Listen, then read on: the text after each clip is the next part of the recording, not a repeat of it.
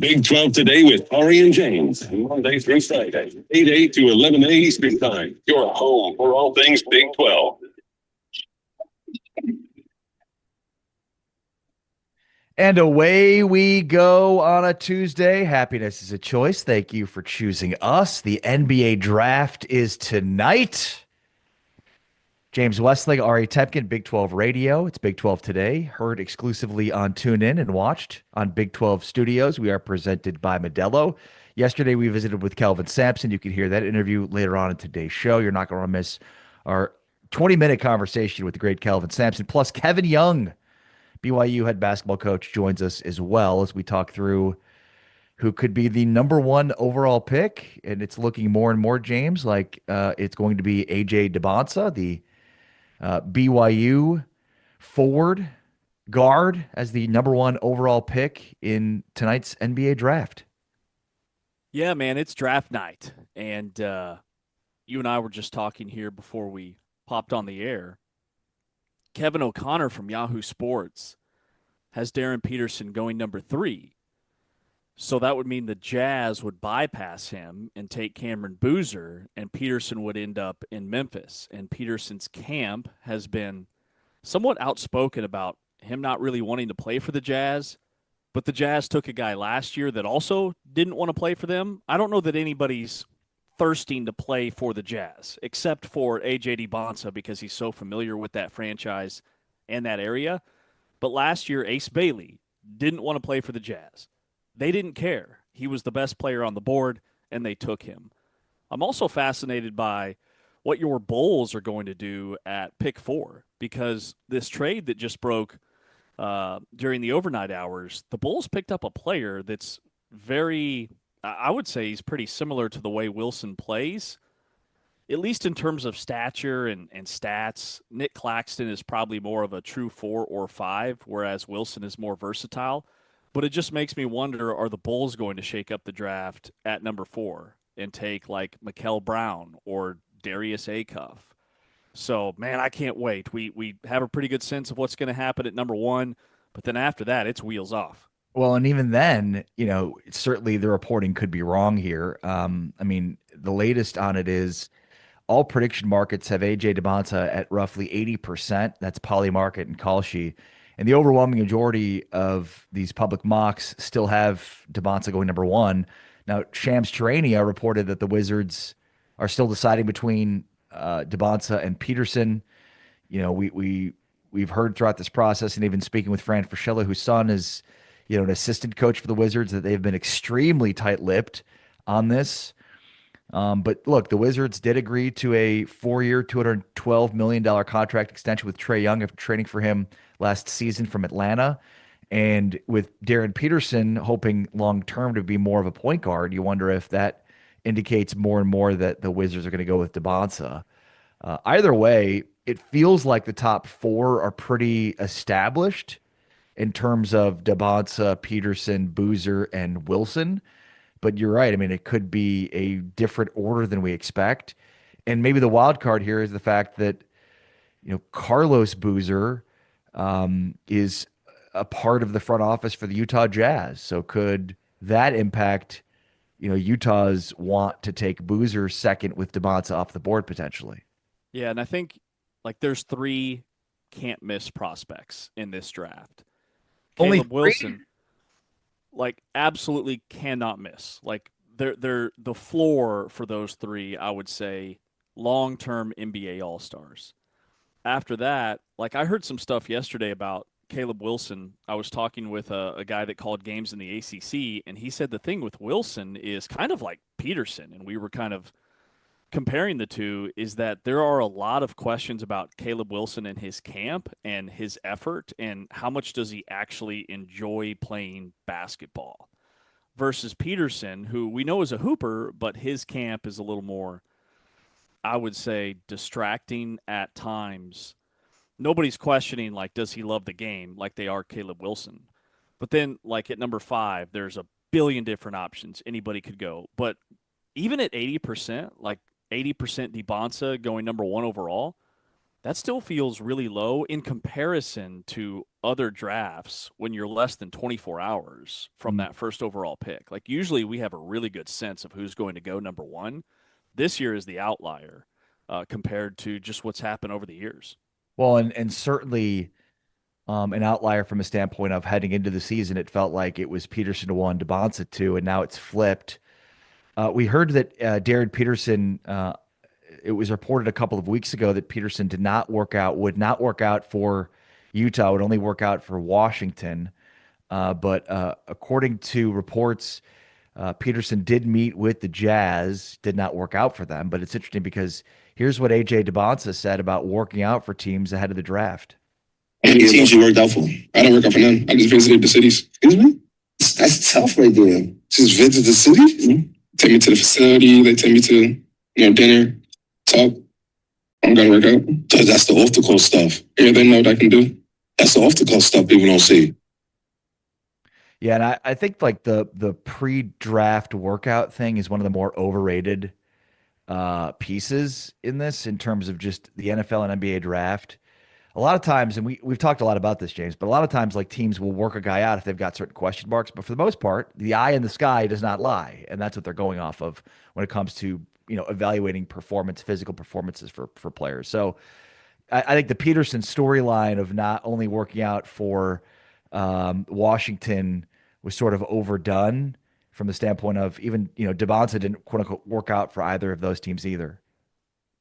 Yeah, and I mean, you see enough on tape, you see enough when you meet with these guys one on one that I don't know that I would need to see either of them work out either, right? When you get them into your franchise, you're going to get them with a full time dietitian, a full time strength and conditioning personal trainer. Like it's college basketball on steroids when it comes to the actual working out and working on your body and making sure that your body is ready for the wear and tear of an 82 game season. The thing about that you touched on this a moment ago, the Wizards signing Trae Young. Like when I think of Trae Young and the type of player he is a volume scorer. He needs a lot of shots. I would classify Darren Peterson as a guy that his primary strength is scoring the basketball. There's only one ball to go around. So I think DeBonsa probably complements Trae Young in a better way because he's more, I would say DeBonsa's not as gifted offensively as Peterson is. If I need a guy to get me a bucket, 24-second shot clock, single digits, I go with Peterson. You simply cannot guard him. But DeBonsa is a better defender. I think he's a better rebounder. And he's not a bad scorer by any means. Peterson is just the best scorer I've ever seen. So why not take him number one overall? Well, because basketball is more than just putting the ball in the basket. Number one, he's got to be on the floor.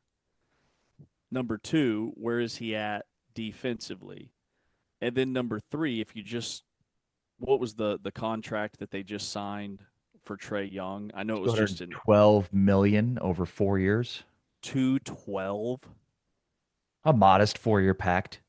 Just a little 212 for 4, If give or take. If you're Washington, James, you're taking DeBonsa. Do you agree with this move here? What appears to be the case? Yeah, I'm taking DeBonsa, and he feels like the safer pick, and I'm a big safer pick guy. Like with That makes all the sense in the world. Right? Like with for you being the safer pick guy. Totally. Because I'm on the Peterson train here. Risk and reward. Like with Peterson, I just can't get past the fact that he only played in 22 games. And there was never really clarification about why, about how severe the injuries were, if the injuries were that severe. Those were all nagging injuries that can linger. And I'm trying to play 82 games, 20 more in the playoffs, right? Like it's a 100-game season for the guys that are playing in the NBA Finals. So yeah, I I would lean with the 80% of the public or the projections or whatever the markets are saying with Debonsa at number one. Yeah, I would go Peterson. And, it's funny because as a Kansas fan and alum, you'd think based on what I just saw and some of the frustrations would lead me to draft Debonsa. But I don't know. I don't want to be the guy that passes up on Peterson. Peterson to me seems like the all generational guy. And that's not a knock on Debonsa at all, because I think Debonsa also has a chance to be, that good. But I don't know. For me, it would be Peterson. I just don't like, to me, the only flaw in his game is the off the court stuff. And that basically Debonsa had to do what he did this year in terms of minutes played and points scored in order to surpass Peterson, in my opinion, which says a lot. So yeah, I mean, to me, it's like the 3-level scoring ability, and like honestly, even if it's worst case scenario with the KU thing, like even if it is, yeah, he was just sandbagging. He's just trying to save himself. Like even if that's the case, I'm not saying that it is. I'm just saying even if it is, as an NBA team, it's like, okay, well, now he's not, like, this is it. This is the last step here. And now the gloves are off and it's time to put your big boy pants on. And, I'm willing, based on the talent, to take the risk that I want to see that through. See, and they're both, in my opinion. I know this term or this cliche gets overused, but generational talents, right? Cooper Flagg would be the number 3 overall pick in this draft. Like, that's how high these scouts have been on Debonsa and Peterson for almost a decade, since they were in, middle school, because they've been that much better than their competition.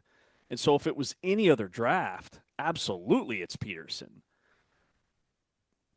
You look at the last 10 NBA drafts, and that's what makes this season so unique. And it's going to be a historic night for the Big 12. It'll be more first-round picks than ever before. It'll be more overall picks than ever before. It will be more than likely the first time ever that the league has had the top 2 picks in the draft.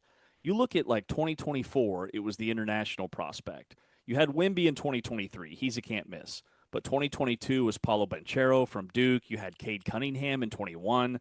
You had Anthony Edwards and Zion. Then you had 2018.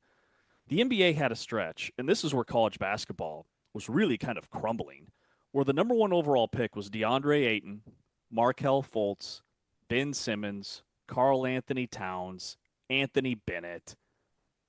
That's 5 drafts where those guys wouldn't even be in the top 7 or 8 of this draft. It's just so deep and so talented.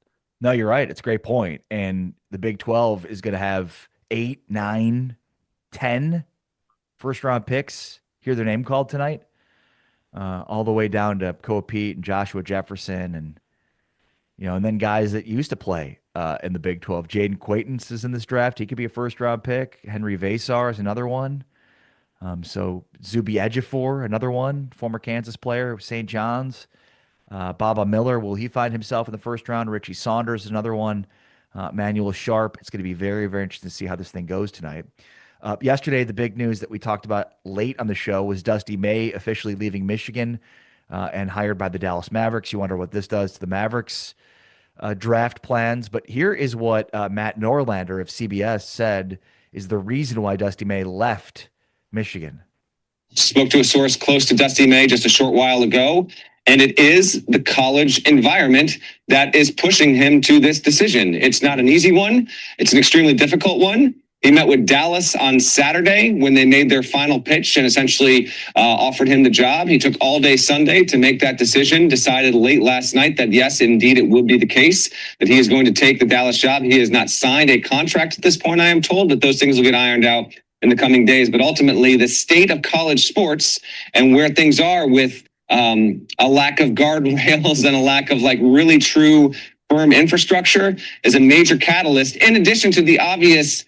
If you've got the chance to coach an NBA franchise and the Dallas Mavericks, Cooper Flagg could prove to be one of the 5 best players in the NBA by the end of his rookie contract, potentially, then why wouldn't you get that, take a swing at that way if offered the opportunities? So confirms that part of Dusty May's decision-making was because of the state of college athletics. You buying that? Yeah, absolutely. And I get it. I mean, there's more roster retention in the NBA than there is in the college game. And he had some really interesting comments after winning the national championship. He said, "You climb the ladder and you get there and you say, is this really it?" And it was worse than that. He said it was less than it. He said the journey was so much better than the destination because there's no time to celebrate. The very next day, you meet with your seniors, you do exit meetings, you're trying to plug holes into your roster, trying to make sure that you're generating NIL opportunities and attracting businesses. These are all things that came from the mouth of Dusty May. So, and he's right. Like, you have to overhaul. You just win the national championship and you have to overhaul your entire roster. I can see why that's frustrating. Whereas in the NBA, you win an NBA Finals, whatever season you have, you're replacing maybe half of your roster, depending upon who's up for free agency, what trades you want to make. And then you go through the draft process where that's the other thing. Like, the transfer portal isn't like the NBA draft. Like, there's no pecking order. It's just a free-for-all. And in the draft, you get your slot. Here's the guys on the table. You pick him, and you know he's going to be on your team. The interesting, like, thinking ahead part of this to me is, will we see other guys follow down this road if Dusty May is successful, if he is Brad Stevens 2.0? Well, and that is, for me, the ultimate question here, because, right, like, anytime stuff like this happens and then, like, publicly it's confirmed and then there's other quotes that you'll hear from him over the years where it's like, oh yeah, this makes perfect sense.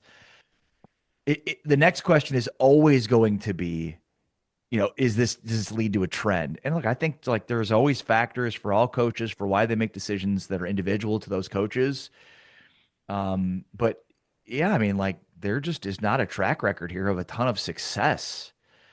I mean, you just had a coach leave the Bulls and Billy Donovan, who won two national championships at Florida, and from a record standpoint has one of the better win-loss records ever as a college coach heading to the NBA. And it's not like it's great.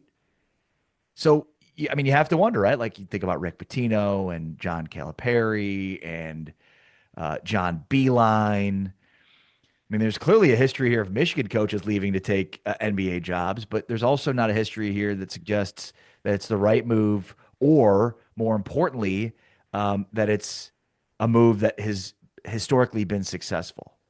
Yeah, history is not on his side. Yeah. All of the guys you just mentioned with Pitino and Coach Cal and Tim Floyd and Lon Kruger. But this is something that, if he is successful, I could see there being kind of a domino effect in terms of this being the next fun, sexy thing to do to re-energize NBA franchises. We went through this period where college basketball programs were hiring very inexperienced former NBA stars. Penny Hardaway, Jerry Stackhouse, Damon Stoudemire, to name three in a row. And then that has kind of trickled out because, for the most part, it has not worked out. Juwan Howard was another one at Michigan. And so now college teams have kind of trended towards the Kevin Youngs, the Alex Jensens, guys that maybe weren't NBA stars, but they were really successful assistant coaches in scouting and developing players at the NBA level. That's the next wave of, let's see if this hits for the sport. This is like part 3. If this works, I could see NBA teams making a lot more phone calls to successful high-level college basketball coaches. But I also think, like, as many as there are coaches frustrated with the situation in the game, I think there are probably a lot of coaches that are happy about it and prefer it, interestingly enough. Mm-hmm. So again, I think we're going to hear, I would imagine, over the next few weeks about how is this going to be a trend for other college coaches to follow because they're fed up with what's happening. And look, I don't. It's impossible to divorce that entirely from the equation here after we've seen a bunch of coaches retire, but probably coaches that were in retirement age doing that doesn't change a lot. When you have a national championship winning head coach that is rolling, I mean, 2 years ago, this dude was at Florida Atlantic. 3 years ago, this dude was at Florida Atlantic. Now he's the head coach of the Dallas Mavericks. So I also think there's context there that's important as well. Like, some of these coaches are really tied to certain schools and value that in a way that maybe Dusty May 2 years at Michigan wouldn't as much. He's also in that window in his career where, yes, his career has skyrocketed. He was also a bit of a late bloomer. He's almost 50. I mean, he's 49 years old. So his window to try the NBA is now. And for all the problems with college athletics, if you even want to call it that, like there are a handful of guys that have fielded calls from NBA teams and said no. I mean, we have found out in the last 12 hours that like John Shire was actually the first call that the Mavs made. They wanted to hire him to reunite with Cooper Flagg. Exactly. I also think these coaches, like they overlook the fact that these aren't 18, 19-year-old college kids. These are 18, 19, 20 to 25-year-old grown men making $200 million if you're Trae Young. That's going to be a very different type of player to manage than a kid making even $2 or $3 mil. All right, a lot to get to today on a busy Tuesday. We're getting ready for the NBA draft. Kevin Young, BYU's head coach, joins us coming up in a couple of hours from now. On the way next, though, it is our series, our off-season football series, The Consensus. We're trying to reach consensus now on number 8 in the Big 12. We've got a consensus on half the league. Cincinnati at 16, Iowa State at 15, Kansas 14, UCF 13, Baylor 12, West Virginia 11, Colorado 10, TCU 9. Who will be 8? We debate that next. This is Big 12 Today with James Wesley. I'm Ari Tepkin. We are brought to you by Modelo, heard on TuneIn and watched on Big 12 Studios.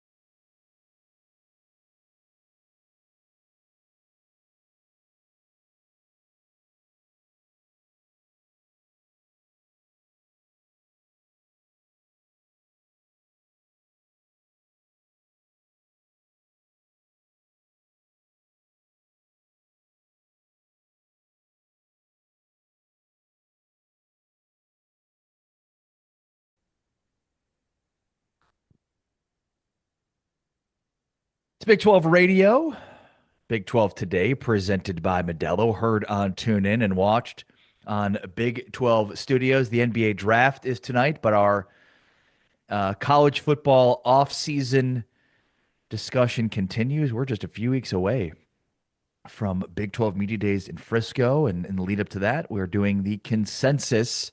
James and I are finding a consensus amongst these 16 Big 12 teams, and we have found consensus on 16 with Cincinnati, Iowa State at 15, Kansas at 14 preseason, UCF at 13, Baylor 12, West Virginia 11, Colorado at 10, TCU at 9, and we're on number 8. James, who do you have number 8? The team that I would like to bring to the discussion today are the Utah Utes. At 8? At 8. James Westling. I know these guys went 11-2 last year. I know they finished 14th in the country. But looking at the Big 12 each of the last 2 seasons, finish in the pecking order. 2 years ago, Arizona State and Iowa State played in the Big 12 championship game. Respectively, last year they finished 6th and 8th in the Big 12 conference. So to think that a team that was a top 3 finisher from the previous season could slide all the way to 8th, we've seen it happen just last season with Iowa State. So I will bring Utah to the table. Who do you throw into the chat today? Well, I'm going with the team that you made the case for to be 9 yesterday, which is Oklahoma State, the Cowboys. So I'm surprised that you would have the Cowboys higher now than Utah, but I guess let's have a discussion here, right?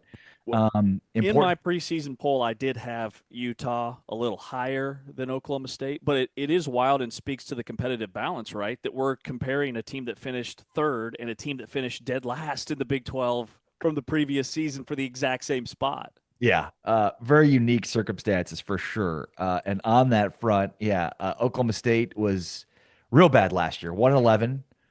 Did not win a Big 12 game. That's well documented. Went 2 years without winning a Big 12 game. That should end this season. We shall see. Oklahoma State averaged just 14.2 points per game of the season. Their defense gave up 33 points per contest. Not going to win a lot of football games where you're averaging 14 points a game and giving up 33 points a game. Just got to throw that out there. They had double-digit losses, Oklahoma State to Oregon, Baylor, Arizona, Houston, Cincinnati, Texas Tech, and Kansas. And, of course, the signature embarrassments were the 69-3 blowout loss at Oregon and then a home loss to Tulsa. It was the first loss in Stillwater to Tulsa for Oklahoma State since 1951. Yikes. So for Utah, we're talking about a team that won 11 games last season, a team that went 7-2 in the Big 12. It was their first 11-win season since 2019. It was only their 4th in program history, and they feel like they were slighted, finishing 14th in the polls after they had a strength of record that was 8th in the country. They clobbered Nebraska in their bowl game, 44-22. Now, Nebraska did have about half of their roster participate in that game. A lot of guys sat out. But you look at Utah on paper, and everything looks really good from last year, like 41 points per game, 4th in the country. Defensively, they averaged 19 points allowed, which was top 20, but it wasn't top 15. They finished 18th there. Devin Dampier is back, the Big 12 Offensive Newcomer of the Year, cleaned up the interception issues he had at UNLV. Their offensive line was dominant, and I'll get to why that's so glaring in a moment, but like Spencer Fano, Caleb Lomu, 2 of the best in the entire country. Fano won the Outland Trophy, unanimous All-American, top 10 pick. Lomu also a first-round pick at 28th overall. But Utah last year, like just to kind of summarize, definitely hit above what I think their preseason benchmarks were. All right, so as we move along here on the consensus, what changed? Well, a lot. And it starts at the top. Oklahoma State and Utah. Yeah. More change for Oklahoma State, but go ahead. Totally. Kyle Whittingham stepping down in December after he reportedly wanted to come back one more year, ends up at Michigan a couple of weeks later. Takes his offensive coordinator, Jason Beck, with him. Takes his quarterback coach, Coy Detmer Jr., with him. Takes a bunch of other positional coaches with him as well. So they promote the long-term head coach in waiting, Morgan Scalley, 19th year on staff. he had to rebuild his entire coaching staff. Kevin McGiven comes in as the new offensive coordinator from Utah State. They promote from within. Colton Swan goes from linebackers to defensive coordinators, and they bring in Jordan Gross, who's a Utah legend, top 5 NFL draft pick, multi-year Pro Bowler, NFL veteran, to coach the offensive line. But he has very limited and zero college coaching experience. Also, their front office was gutted too. They've got a new general manager. They lost their top 4 front office staffers. Those guys go to Michigan. So there's a lot that's changed, and it starts at the top with Utah. Yeah. I mean, same with Oklahoma State, obviously. A lot changed at Utah and more changed at Oklahoma State. I mean, everything changed. Eric Morris was named the 25th head coach of program history. He brought a ton of players from his 12-2 North Texas squad to Stillwater, including quarterback Drew Mestemaker, running back Caleb Hawkins, and wide receiver Wyatt Young, to name a few. 81 newcomers joined the roster, including 62 incoming transfers, making up the number 7 transfer class in the nation, according to 24/7 Sports. So, yeah, I would say it's all new, baby. No, I would like to say that I'm willing to forfeit my spot here for Oklahoma State. I'm still going to make the case that Utah should be somewhere between 7th and 9th in the preseason Big 12 poll. But I had Utah higher than Oklahoma State. And when you look at just the newness of both teams, the returners, the recruiting classes, any type of retention, I do think Utah ends up with a slightly better season. So, Taman, if you want to make a note, I'm willing to submit. Ari's going to take the cake on this one, but I still like this. We have a consensus. Guys, we have a consensus. Hey, did anybody watch the NFL draft? Yes. Did you guys see that? Two first-round picks off that offensive line. And those aren't the only 2 they lost. They lost every single starting offensive lineman. Fano and Lomu to the NFL. The other guys graduated. Their top 3 pass catchers are gone. Their entire starting defensive line turned over. John Henry Daly was a one-man wrecking crew. He's at Michigan. They lost their best defensive back in Smith Snowden. Really, the only pieces that they have back, and they look good on paper, Devin Dampier, running back Wayshawn Parker, and then the other quarterback, kind of gadget guy, Bird Ficklin. Outside of that, this is an entirely new roster. So, I think the roster has changed way more than people see it on the surface, because they just see the quarterback, Devin Dampier. He's so dynamic. Oh, my gosh, look at him. He's really fast. But who's protecting him, right? Right. No, it's a great point. And very good setup on your part, dude. What would you give Utah's roster construction grade? What's the grade you'd give for their offseason roster construction? So I'm giving them a B-. And because they were able to retain Dampier and Parker and Ficklin, those are 3 dynamic pieces that put you, in my eyes, in that B range. Everywhere else, there are a ton of unknowns. The On3 composite Big 12 team transfer portal rankings, which take into account guys you lost versus guys you brought in, Utah's 14th in the Big 12. Only Cincinnati and Iowa State are worse in the Big 12. The guys that left the program that transferred out were all starters.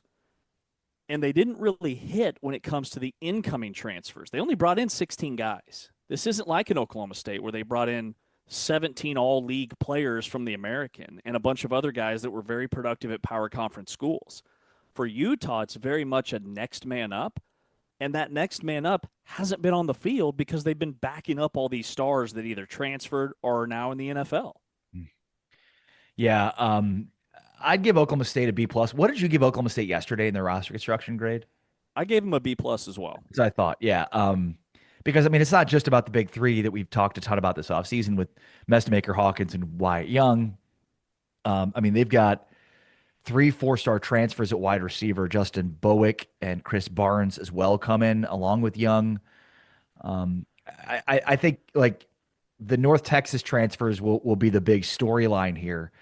But there were a lot of players that saw Eric Morris's offense and wanted to join from an offensive perspective. What's the hinge point for Utah? The one thing that has to go right?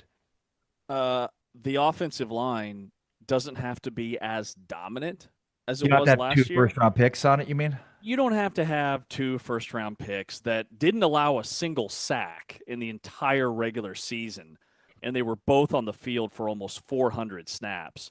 But when all 5 starters are gone, and you're expecting a true freshman to maybe be your starting left tackle in Kelvin Obot, who's the highest rated commit that Utah has ever had. And their recruiting class is top 30 nationally, top 5 Big 12, but that's the high school recruiting class. And I don't trust relying on freshmen in this league to come in and be as productive as a Bear Bachmeyer or some of these other guys that have shined in their first year.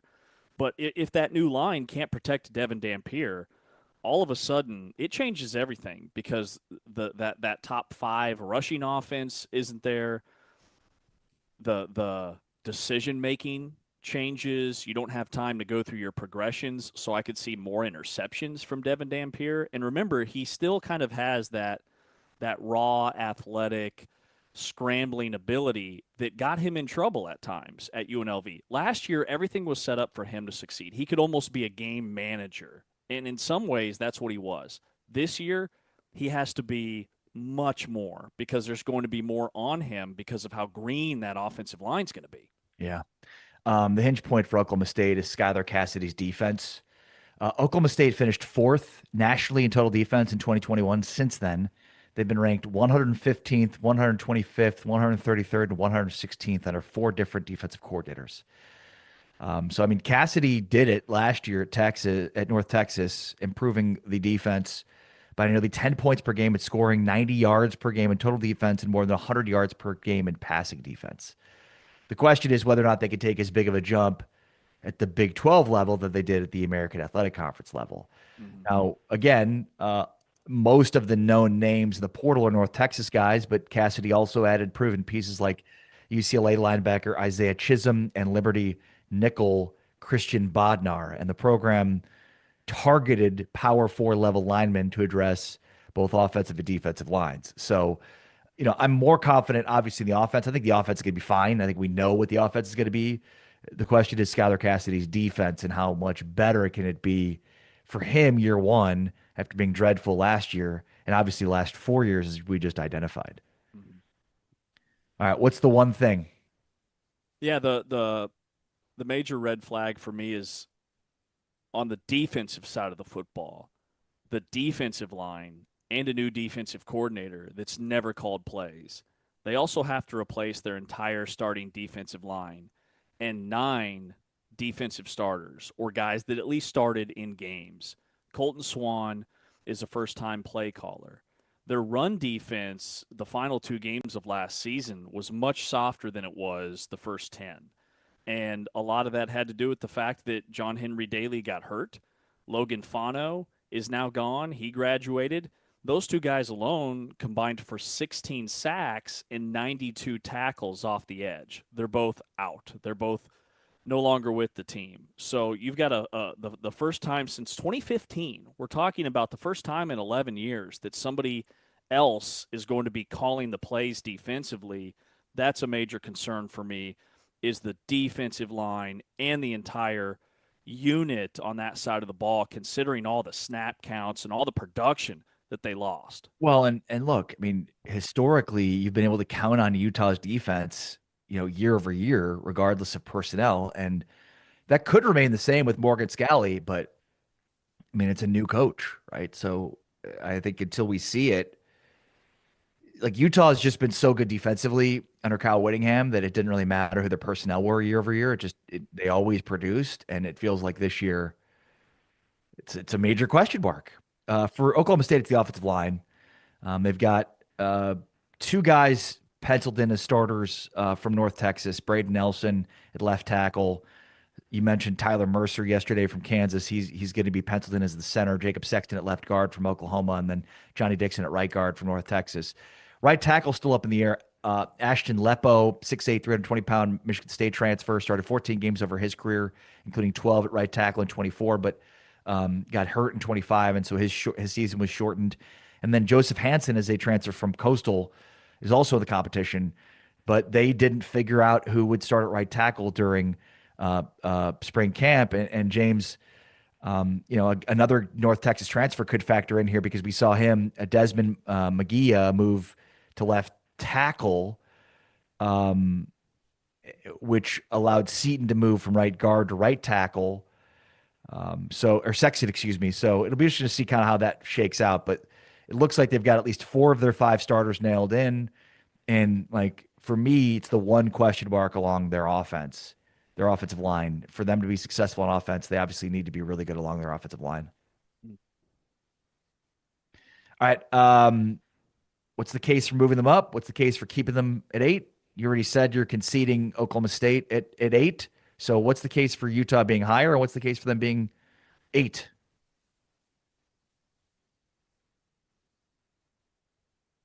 Right now? Yeah. We'll do it live. All right, we'll do it live. next. We'll do it live. I cannot keep track of how many segments this segment needs to be. We'll do it live. Coming up next, the case for Oklahoma State or Utah at 8. Should Utah be moved up? Should they be moved down? Where would be a more appropriate spot for Utah? How high do I have them? That's all coming up next. It's Big 12 Today, presented by Modelo, heard on TuneIn and watched on Big 12 Studios.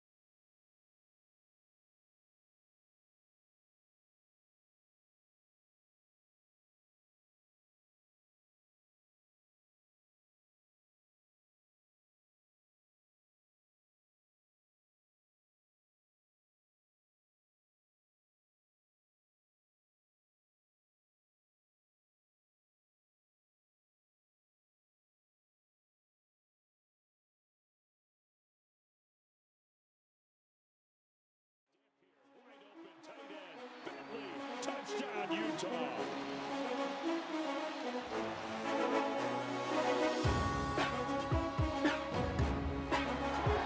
Under pressure, Dampier angles, caught.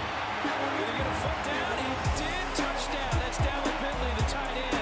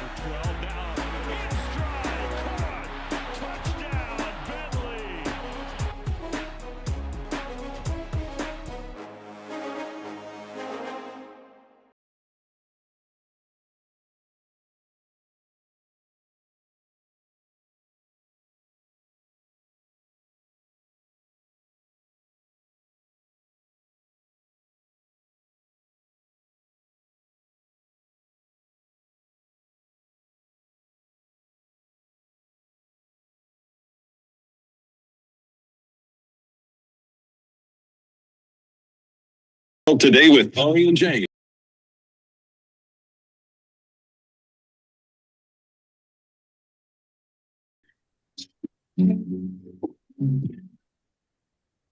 Big 12 Radio. It's Big 12 Today. Heard on TuneIn and watched on Big 12 Studios, along with James Westling. I am Ari Temkin, and we are presented by Modelo. And this is the consensus. This is the segment where we break down our thoughts overall on the top 16 teams in the Big 12, kind of way up from 16 to 1.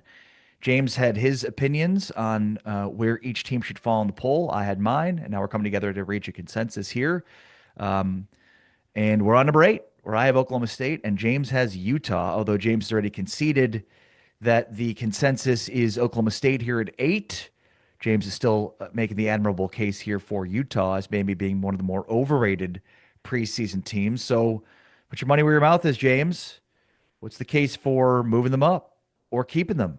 So the case for moving them up higher is that, my goodness, this schedule is Notre Dame light. Okay, your marquee non-conference game is Arkansas at home. Arkansas, who's one of the worst teams in the SEC and has a first-year head coach. Your other two non-conference games are Idaho and Utah State. You know what they call the Utah State rivalry? What? The Battle of the Brothers. How cool is that? Amazing. And then they open up Big 12 play at Iowa State. And then they have a bye to get healed up and ready for the juggernaut of Kansas in Salt Lake City. And then it's at Colorado, Houston at home. They don't play Texas Tech. They don't play Kansas State. They have maybe the easiest schedule up until the start of November of anybody in this conference. Now, November is tough, but if they are able to get momentum, stay relatively healthy compared to some of the other teams, that offensive line will basically have 2 months in season to gel.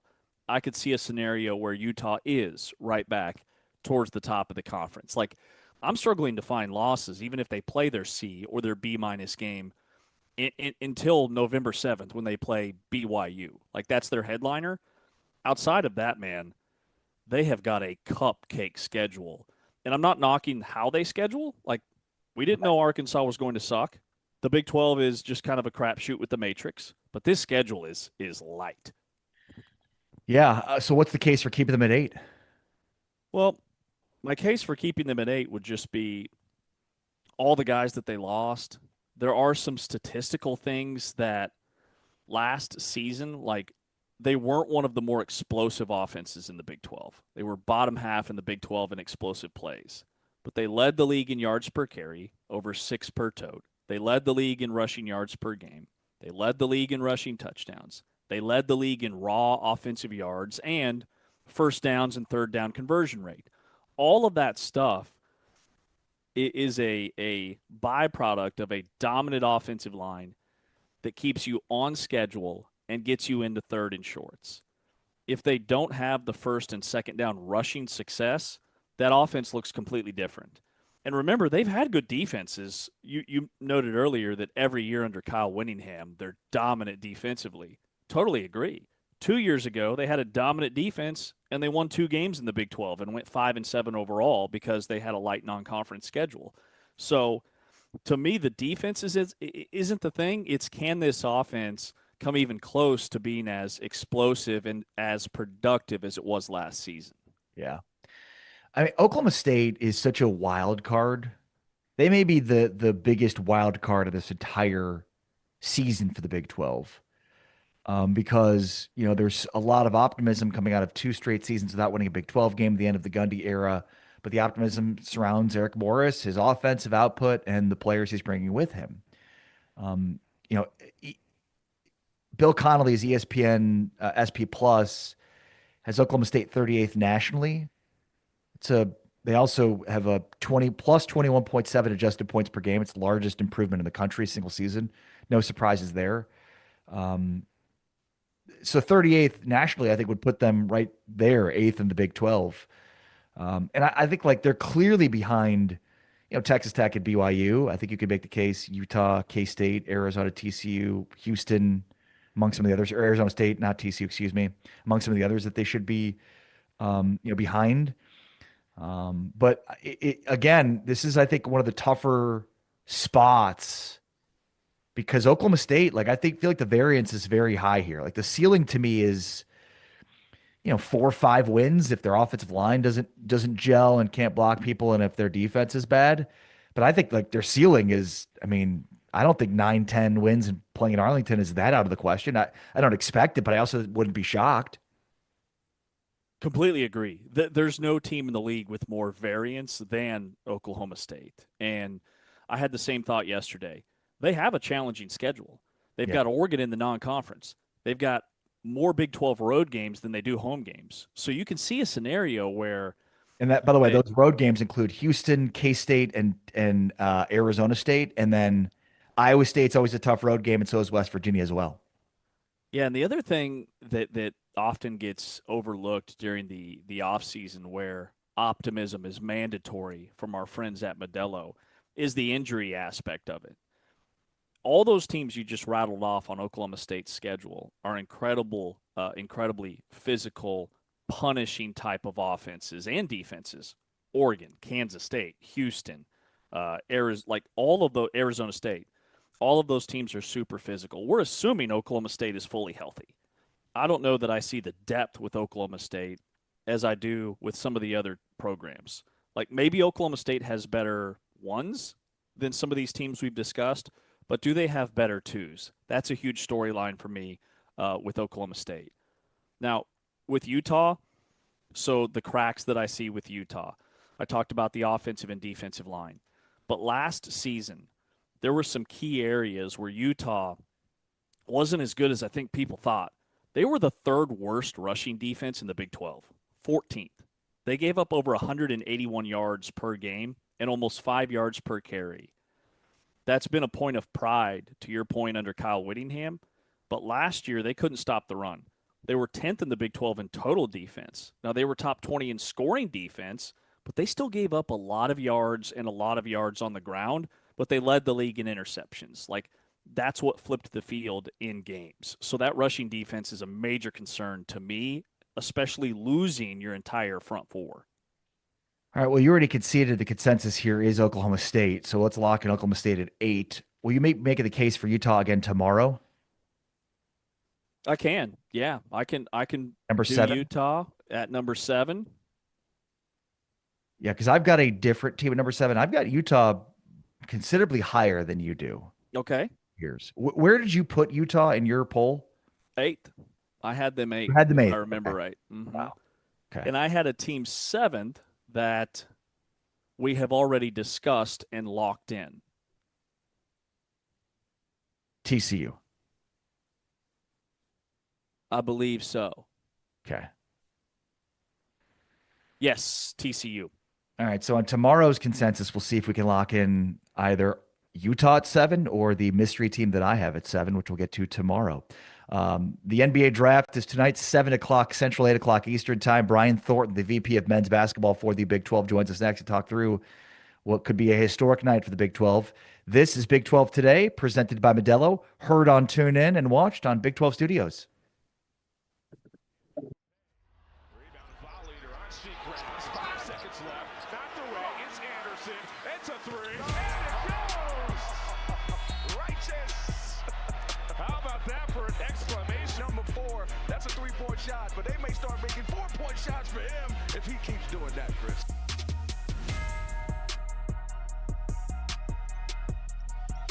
Raiders lead the all-time series, trying to beat the buzzer. Anderson shoots it down. He got it off. There's only 3 seconds. He beats the buzzer. But somebody has to slide over. You see Bamboya right there. He alters it. It doesn't count as a block, but he's got McKaylee thinking about it. Oh, Christian Anderson looked at Toppin, but the no-look pass inside to Bamboye. Shot clock running down. Does Anderson know it? Hits it! He had no choice but to put it up, and he knocks it down. Christian Anderson has ice water in his veins. Anderson Anderson fires underneath. And the slam by Mosley. Larry off the bounce. Pass. Anderson rising up with 2 hands.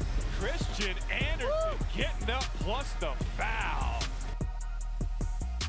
He has scored the last 14 points for Texas Tech. He's in his bag. Crossover, gets the man in the air, floats it up, and it bounces in. Have a half, Mr. Anderson. 25 points. Get to his second, third option, step back, and then step through. And it's been that kind of afternoon. The touch on display. Anderson, wow.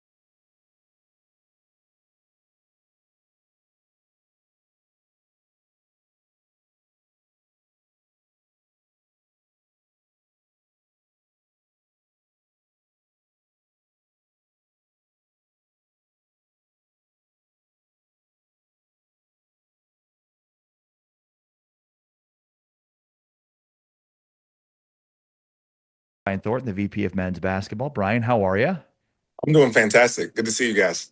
Yeah, great to see you as well. Huge night tonight.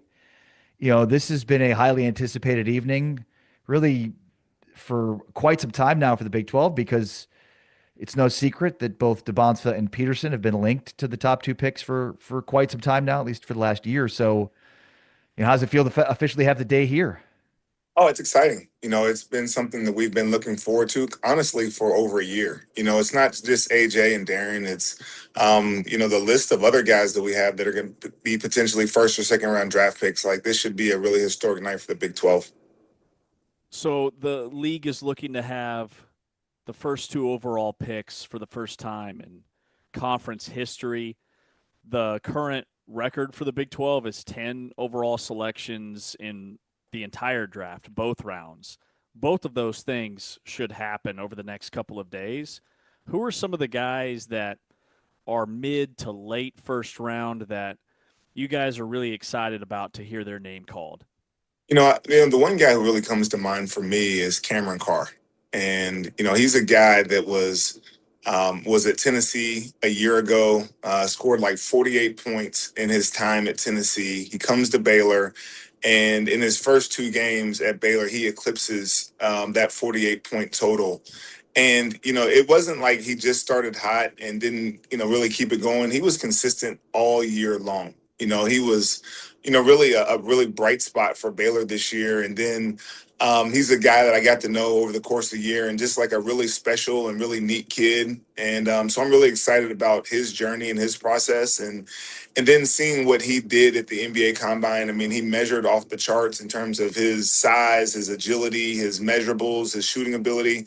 And then a testament to him, he showed up and played in the 5-on-5 as a guy who was probably a late first-round pick or whatever, to, really see where he was at and to maybe help his draft stock. And in the first game, he came out, had like 30 points, 7 threes, and, really established himself as a maybe a back-end lottery pick or a mid first-round guy.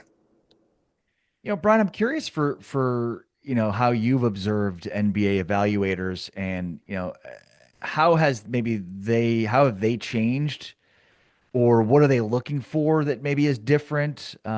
Just kind of curious for kind of your overall assessment of, maybe how the NBA evaluation market has changed. Well, I think it's changed in some ways, and it's very similar in other ways. The top of the draft is still going to be littered with, the best freshmen in the country. And I think that's a testament to the talent of, some of the guys within this league, but then leagues across the country as well. So I think it's clear that, the NBA still wants the very best players. And oftentimes those very best players are your freshmen, your true freshmen who come into the NBA and are ready to make an initial impact. But I think on the flip side, what you're also seeing is that teams want older, more mature guys, especially when you get out of the first 10 picks or so. Guys that are established, guys that are ready to make a contribution, especially as you get later in the draft and teams are more established. You want a guy that's able to come right in and contribute right away. And I think you're seeing that because of the way that the college landscape is really changed and so different now than it used to be, that you don't see the kind of the flood of guys joining the process to be a part of the NBA draft, combine and evaluation process in the same way that you did in the past because of NIL. The guys that are in the draft are guys that mean business. It's not a dip my toe in the water and see if this is something that makes sense. It's guys that are ready to go in the NBA and they feel like they're ready to make an impact. Brian, with DeBonsa and Peterson, not necessarily in that order, going 1 and 2, this logjam at the top, tremendous validation of the talent in the Big 12. How can the league lean into just that storyline that these are 2 generational talents, as all the scouts call them?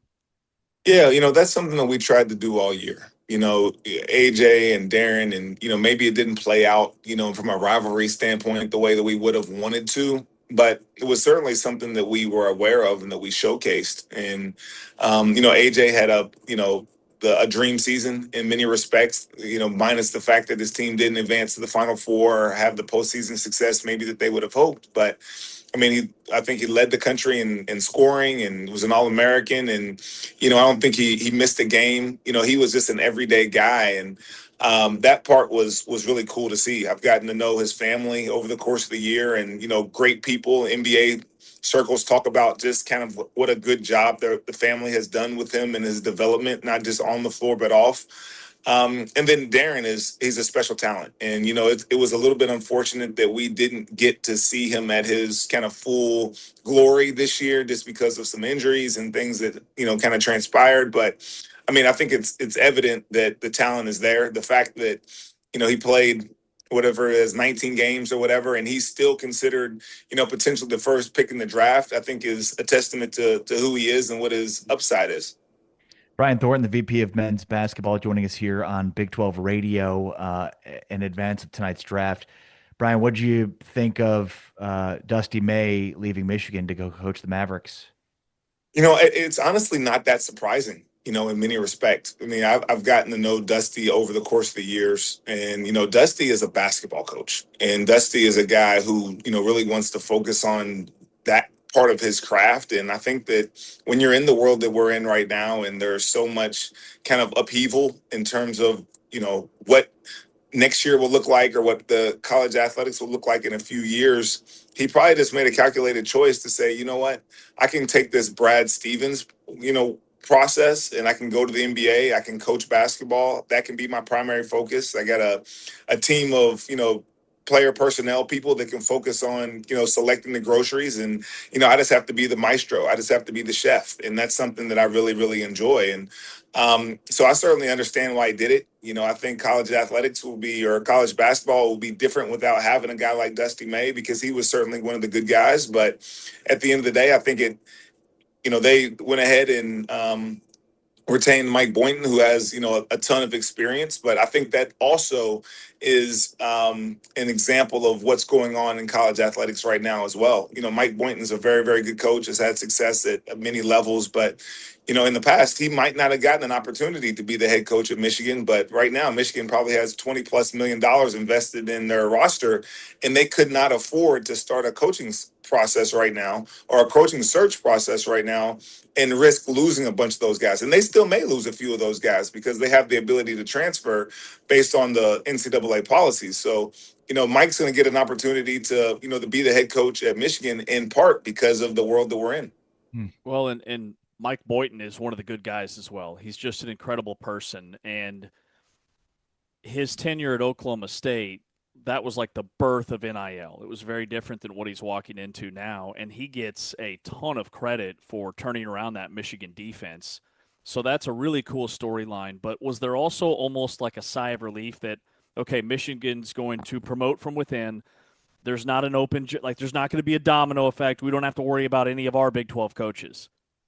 Sure. I think that, we always feel very confident that we have, some of the very, very best coaches in the country. But, without question, Michigan is a plum job. It's probably one of the top 10 jobs in the country. And we certainly have some of those coaches that are, in the prime of their careers that would be candidates for, any quality job around the country. Not that they don't have good jobs now, but they're always going to be high in demand. And, the fact that, especially this late in the process, we're almost in July, that we're not going through that. I think that there's a lot of ADs in our league that are certainly breathing a sigh of relief. Talk with Brian Thornton here. Brian, what's your expectation tonight in terms of how many Big 12 players have their name called? It's a good question. I think in the first round, we're certainly looking at, probably at least 7, would probably be my expectation, or at least my hope. And it could be even more than that. Guys like, Koa Pete on the back end, or even a Joshua Jefferson, guys like that could sneak into the back of the first round that could, continue to boost that number even higher. So, that's probably the first round number, and that's probably the number that we focus on more than anything. Not that the second round doesn't matter; it matters a lot. But the second round is such a crapshoot. You never know if there's going to be a run of international players that are taken in the second round or whatnot. But there's certainly a group of veterans that that could be drafted in the second round that had fantastic years within the Big 12, and we'd be really excited for those guys as well. Brian, you said something earlier that caught my ear. You said the A.J. DeBonsa, Darren Peterson rivalry didn't necessarily pan out the way that you had hoped.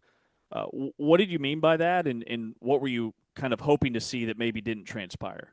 Well, just when you talk about those guys being, marquee household names for as long as they were, you probably wish that they had more opportunities to go head to head in big moments. I mean, they certainly had, I want to say a big Monday opportunity or a big Saturday. Maybe it was a Saturday game on ESPN that, turned out to be a good game, but, they didn't get a chance to meet in the conference tournament or, things like that. And even it's not necessarily that it was within our league. It was just in general because of, some certain circumstances that took place, whether it's, Darren's injuries didn't allow him or to to a certain extent Kansas to see who they could be at their full glory. And then the unfortunate Richie Saunders injury for BYU kind of, maybe knocked BYU back a little bit in terms of what BYU was potentially. I mean, we remember BYU being a top 10 team in the country. And by all estimations, they were a team that was going to be a second weekend team, most likely. And anytime you lose a first team all conference guy or a guy that is averaging 19 points a game, it's really going to change the dynamic of your team. Now, what I think that did do is it forced AJ into a position of, I got to get this done.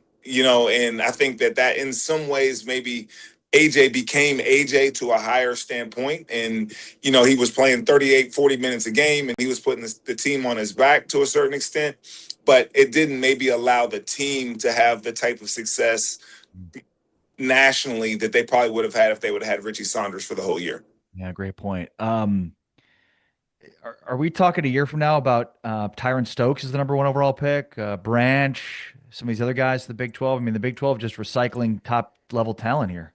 I mean, I think that we're going to be in that same position again next year. I think that, it's a testament to our coaches and who they are, how they've recruited, and more importantly, how they've developed even in a short window of time, how they've helped improve some of these guys to put them in the positions that they are. Some of the guys that we haven't even talked about, whether it be like a Chris Senack or a Kingston Flemings, Braden Burries, the list goes on in terms of other guys within the league that really developed as freshmen this year that maybe weren't predicted to be in the top 10.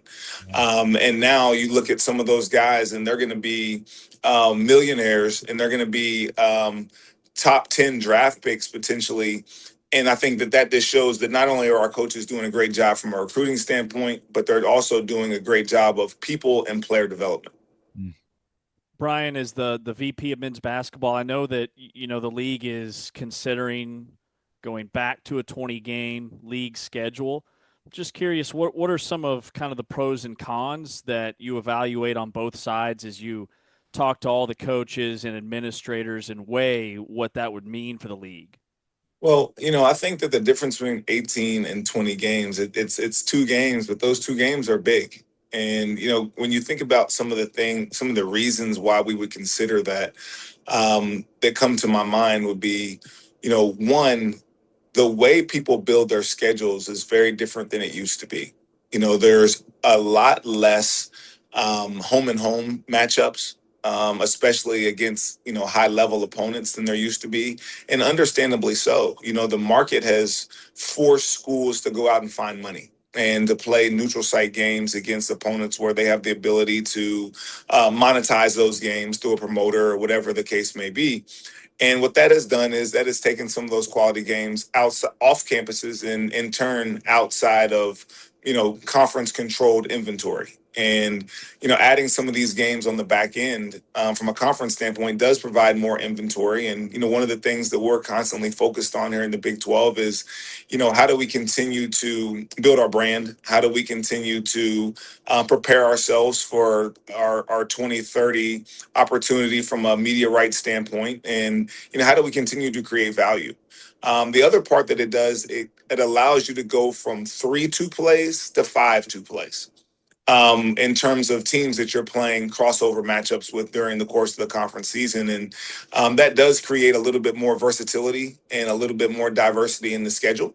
But I certainly understand from a coach's standpoint, you always want control. You always want the, more ability to kind of select who you play. And, every team in our league is a little bit different. What Kansas is scheduling for is not the same as what Oklahoma State's scheduling for. What Houston is scheduling for, it may not be the same that UCF is scheduling for. One team might be scheduling because they think they're, potential top seed in the tournament. And another team is scheduling to figure out how to make it into the NCAA tournament for the first time in several years. So it's not a one-size-fits-all model, but that's why we're having the conversation.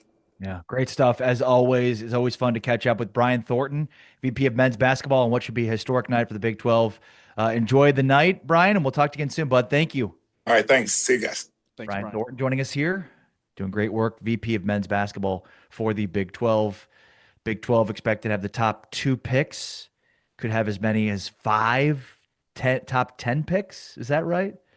With DeBonza, Peterson, Burries, Flemings, and Carr. Am I missing anybody? No, I would say 5%? that's probably the grouping that will be lottery picks. And then Christian Anderson, I've seen as high as 16. Chris Sinak. I wouldn't be surprised to see he's the one guy, the way that Kelvin Sampson just raves about him and his work ethic, I could see an NBA team falling in love with that aspect of him as his a size, person. his ability. Yep, I agree. He's almost 7 feet tall, and the guy hit 3 threes in the Big 12 tournament against KU in the first half. Like, he has a tremendous upside.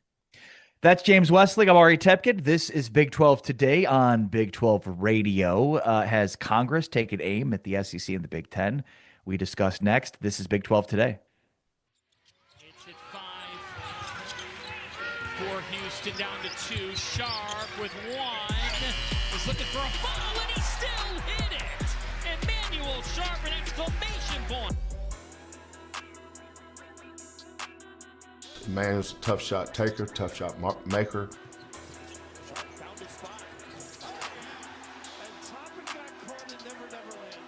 I mean, he's going to do whatever it takes to win. Yeah, great leader.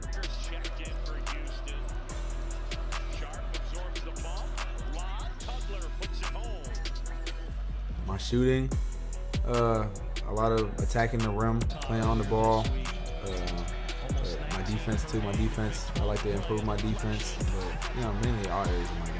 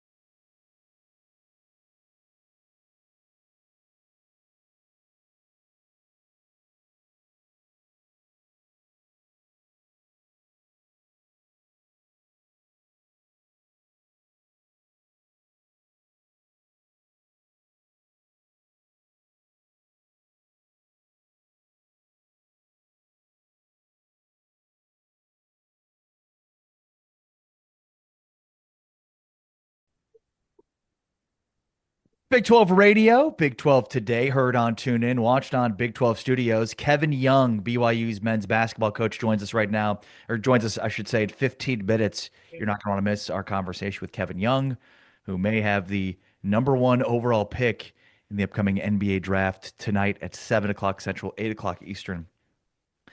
But the latest bill to fix college sports, quote unquote, if you will, has cleared one significant hurdle here, as it has now made its way out of committee and will have a full vote at the Senate level, which is significant again because this is just the second bill of its likeness to at least make it out of committee. It's the Protect College Sports Act. It has been sponsored by Senators Ted Cruz and Maria Cantwell. And Pat Forty from Sports Illustrated, I thought, James, had a really interesting piece on this. Basically,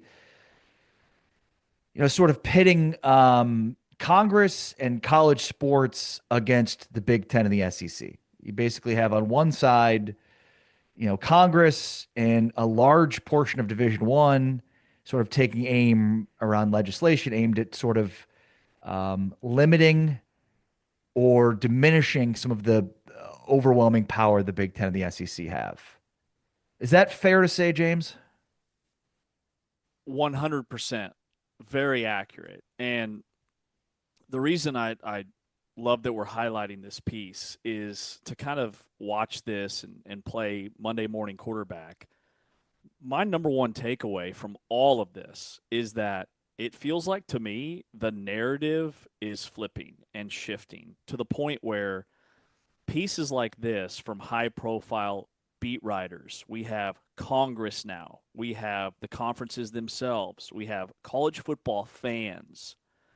To me, the perception of the SEC and the Big Ten is shifting to nobody's crying for you anymore. It's the Big Ten and the SEC against everybody else. And so I love that this piece highlights and is pretty direct in making that case that lawmakers and high-profile voices like Nick Saban, among others, are pretty clear in that we are going to do everything we can to prevent these two leagues from throwing their weight around and creating a super league. And then the Big 12 recently got lumped kind of into this discussion because of that $700 million threshold that was part of the revisions, right? Essentially, it was $1 billion to start, which is an anti-Super League threshold of $1 billion that would only impact the Big Ten and the SEC. Well, then they lower it to $700 million. And the Big 12 is on pace to eclipse that mark for gross revenue in 2026. Should be around 710 based off of the estimations I've seen. But the Big 12 has been silent. The ACC has been silent, which to me is consent. Like, we're not throwing our arms up in the air and throwing a fit about this. And that fact alone, the silence, the consent piece, tells me that the Big 12 is very much at the forefront of not just competing head-to-head with these other leagues, but also trying to impact the sport in a better, more positive way. So, like, I don't know, do you agree with that? That, like, the narrative is shifting to the point where it feels like everybody's just tired of the SEC and the Big Ten? Yeah, I think, and I guess we'll see how true that is when it comes to the Senate vote on this bill. I'm still pretty pessimistic that this will get enough votes to pass, especially considering you've got lots of senators from SEC states that my guess is will not support this bill. Among the things the bill does is, basically lay out the power. I mean, basically provide that antitrust exception to the NCAA, provide guidelines around transfer portal, NIL, but then also disallows the consolidation of power for the SEC and the Big Ten the way that it's sort of spelled out of the bill. What I think is ironic. So here's a quote from Yahoo Sports. This is Senator Maria Cantwell, one of the co-sponsors of the bill. said, quote, "The politics of these commissioners moving around deck chairs with realignment and making millions of dollars themselves, not thinking about the broad interest to solve these problems, has led us to this point. It's time to listen to some other people," end quote. Man, there's a level of irony there coming from a senator, because you could pretty much say the exact same thing about the federal government. Man, these politicians are just moving around deck chairs to make millions of dollars themselves, not thinking about the broad interest to solve these problems that's led us to this point. Man, that is incredible, Maria. Way to go. Was she not talking about the Senate? Was she talking about the Big Ten of the SEC? And then there's Ted Cruz, whose comments, quote, according to Pat 40, "I love Texas A&M, but they're going to thrive and win national championships. If we don't act, I'm not sure any other Texas programs survive. I look around Texas and I imagine a world without TCU, SMU, or Baylor, or Texas Tech, or Houston, or Rice," end quote. I cannot roll my eyes enough. Texas Tech will survive. TCU will survive. SMU will survive. Those football programs will continue to survive and thrive and be fully funded. It's perhaps the other sports that are not exclusive to Texas schools that are at risk here. And I would argue that though from a balance sheet perspective, many of those sports wouldn't make any sense, I think many colleges would do themselves a major disservice to their enrollment and to many other vectors of the university if they do reduce the amount of sports that maybe aren't bringing in the same type of money as men's basketball or football is. Right. And he completed that sentence after he named several Big 12 schools, right? If the other college programs in Texas go under, that's terrible for the state of Texas. I don't, to your point, see any of those programs being in danger of going under. Like, those schools are going to be fine. But to circle back to what you said about the politics involved, absolutely, it's very much not a clean party line fight. Like, the representatives in SEC Big Ten footprint versus the footprints of everybody else. And so I'm with you on that. And that's really just, honestly, just a criticism of the federal government as a whole, not necessarily on this bill, but like what Maria Cantwell said about politics of the Big Ten of the SEC could be very well said about the U.S. government as well. Totally. And I don't see it passing. Like, the deeper we get into it and the longer this can gets kicked down the road, I think it's less and less. And I think Trey Wallace put it at like 30% yesterday, which feels maybe even a little bit high at this point. But I do at least like the fact that this has stirred up some discussion. And I think it stirred up some points that maybe the average college football or college sports fan doesn't see, in just how much power the SEC and the Big Ten have. And then I love the angle that has an impact on the Big 12, where the Big 12, if that anti-merger provision is $700 million, hey, we're okay with it. And then the media rights and the pooling of the TV money, just starting to have that discussion. And 75% of FBS schools agreeing to that, that's a high number, right? That's how many of 64 or 76 or however many power conference schools there currently are. That's a good chunk that have to agree to that. But just the fact that we're having these discussions and we're starting to see articles like this written about the SEC and the Big Ten, to me, I sit back with my popcorn and I love it. Well, and to your point, like, the big story here is, where is the general public, the college football fan, on this SEC Big Ten versus everybody else argument?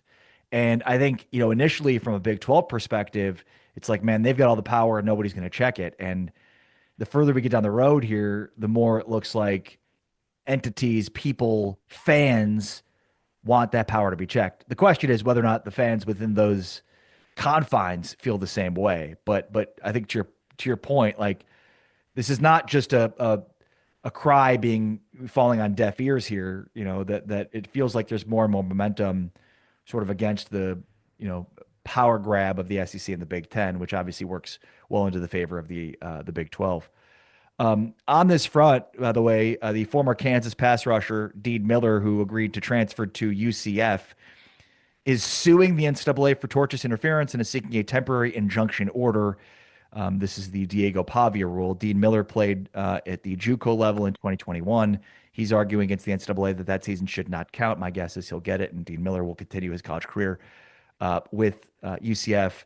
Cody Campbell and many Texas Tech fans are pointing out on social media the hypocrisy here. This is something we've talked a lot about, independent of this Dean Miller thing in terms of the hypocrisy. I will say you're kidding yourself if you think there's not a significant difference here between this and Brendan Sorsby, but I digress.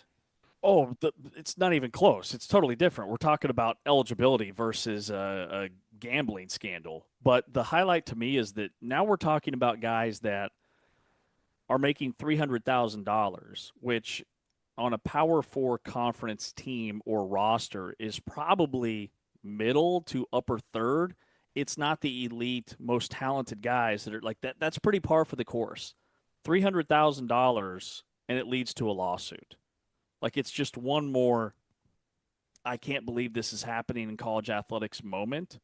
And Dean Miller, who played at Kansas and was a productive guy, would be a big part of UCF's defense, but he's not necessarily even a top 3 guy on that side of the ball, right? And we're throwing a lawsuit into the mix for $300,000, and I was trying to find, like, how much this would cost him in attorney's fees to go chase that $300,000 versus trying to make an NFL roster.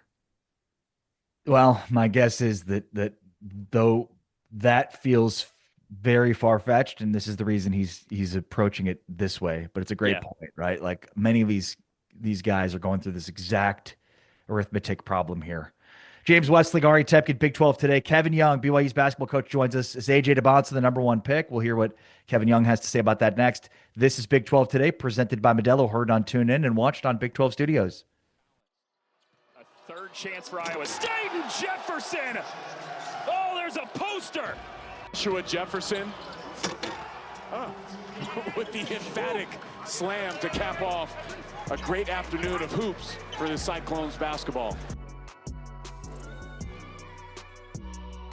Joshua Jefferson, an elite matchup player, a guy that has tremendous versatility to his size, high IQ, terrific passer, almost a guy that's unguardable one-on-one when he's imposing his will onto the game.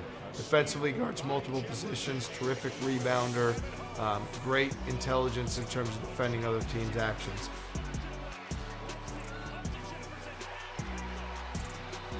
With Joshua, versatile player, can do a little bit of everything, both defensively and offensively. On the offensive side, he's a mismatch nightmare, passes the ball great, can get to the rim, can shoot the ball, really can do it all. Defensively, he's super active, he's big, he can guard basically every position.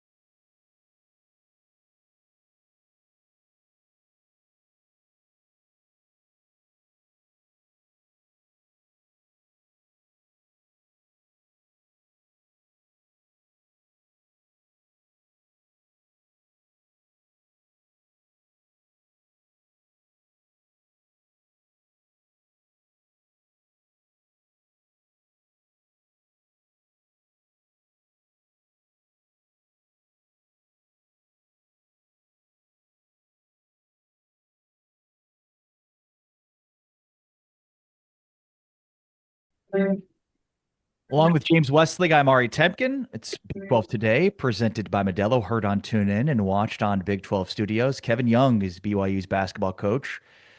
Joining us right now in advance of tonight's NBA draft. Coach, how are you? I'm doing great, man. How you guys doing? And very well, thank you. Appreciate your time as always. All right, so Kevin is in New York and hoping, like we all are, that A.J. DeBonce's name will be the first one off the board tonight for the Washington Wizards. And I guess, Kevin, what has the last few months been like for you? I'm sure many teams and friends of yours that you've worked with in the NBA have called you to pick your brain a little bit about not just A.J., but of Richie as well.